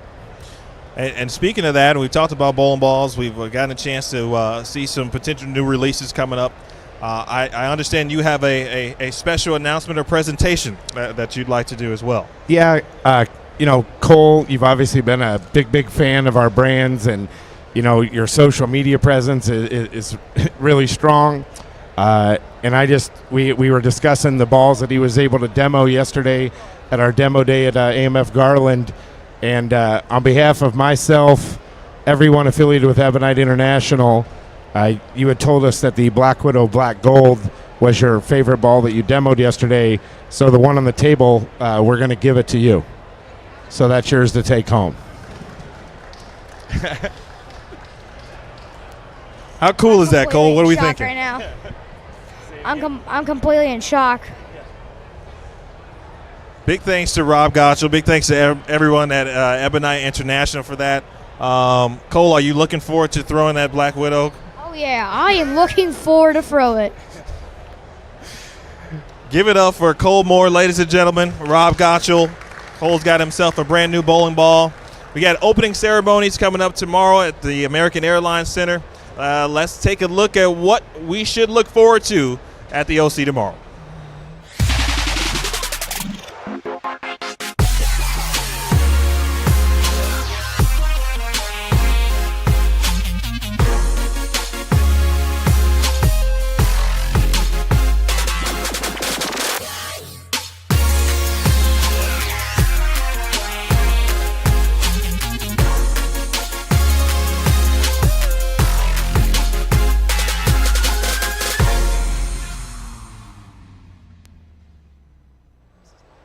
All right, you guys ready?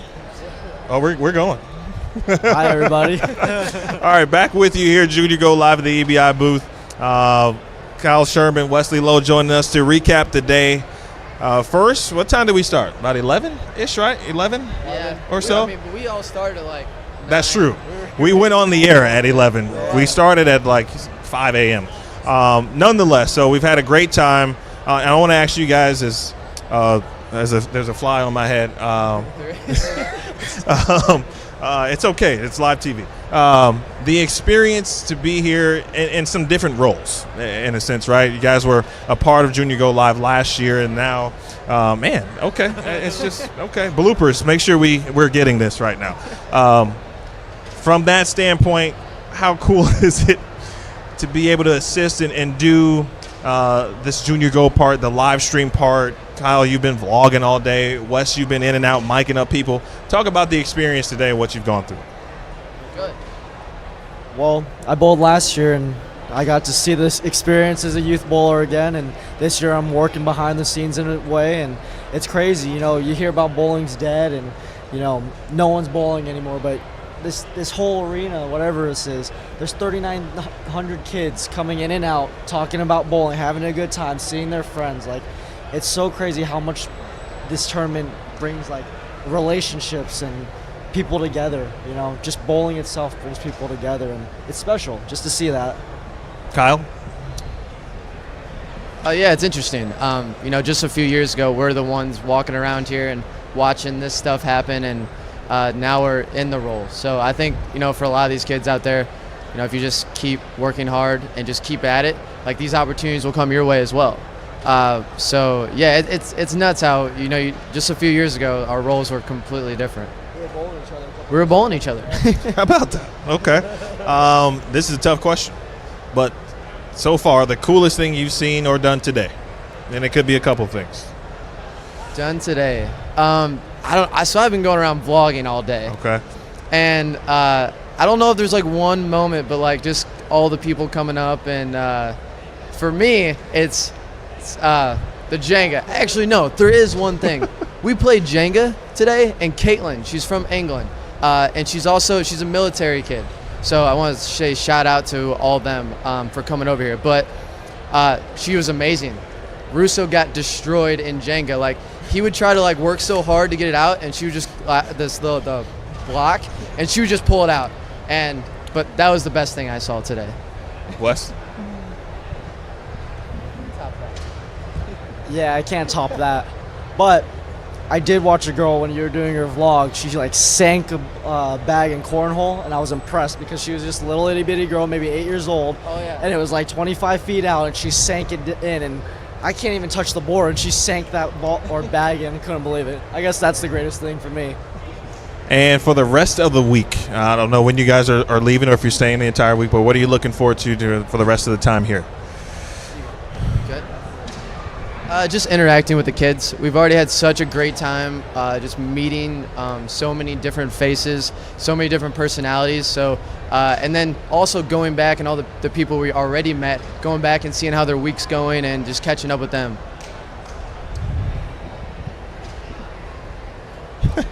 Yeah, I'm lost. Lost for words.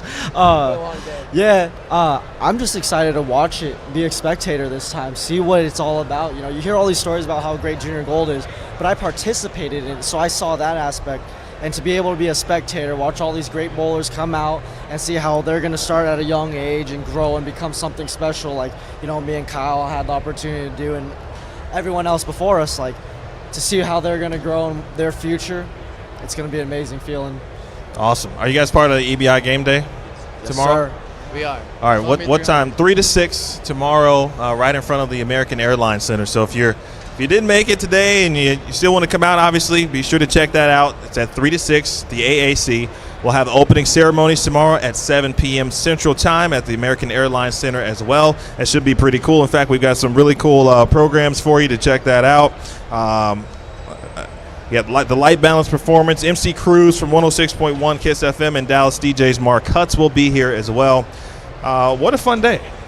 I want to say thank you for having me and having us. It was a great collaboration with Bowl TV, USBC, and EBI, so thank you guys for having us. I look forward to seeing your vlogs. Anything else we're looking forward to? Thank you for working with us. It was awesome. You don't need to thank me. You guys are the stars. I do want to thank Matt Russo. Nice job today on the games, my man. Shout out to Marissa Thomas. She did a fantastic job with the interviews perspective. Matt's going to join us for the wrap-up. Want to thank Jason Thomas, Mike Flanagan, Kim Richter, Corey Ruiz, for everyone involved. Big thanks to everyone at Ebonite International, Columbia 300, Hammer, Track, and, of course, EBI. So, for everyone involved, my name is Emil Williams Jr. We will see you again next year. Be sure to check the archives on Bowl TV. Big thanks to Josh Blanchard and Del Warren as well. Great seminars over at the Dallas Historical Society. So until then, we will see you tomorrow. Opening ceremony, 7 p.m., Bowl TV. Peace, guys.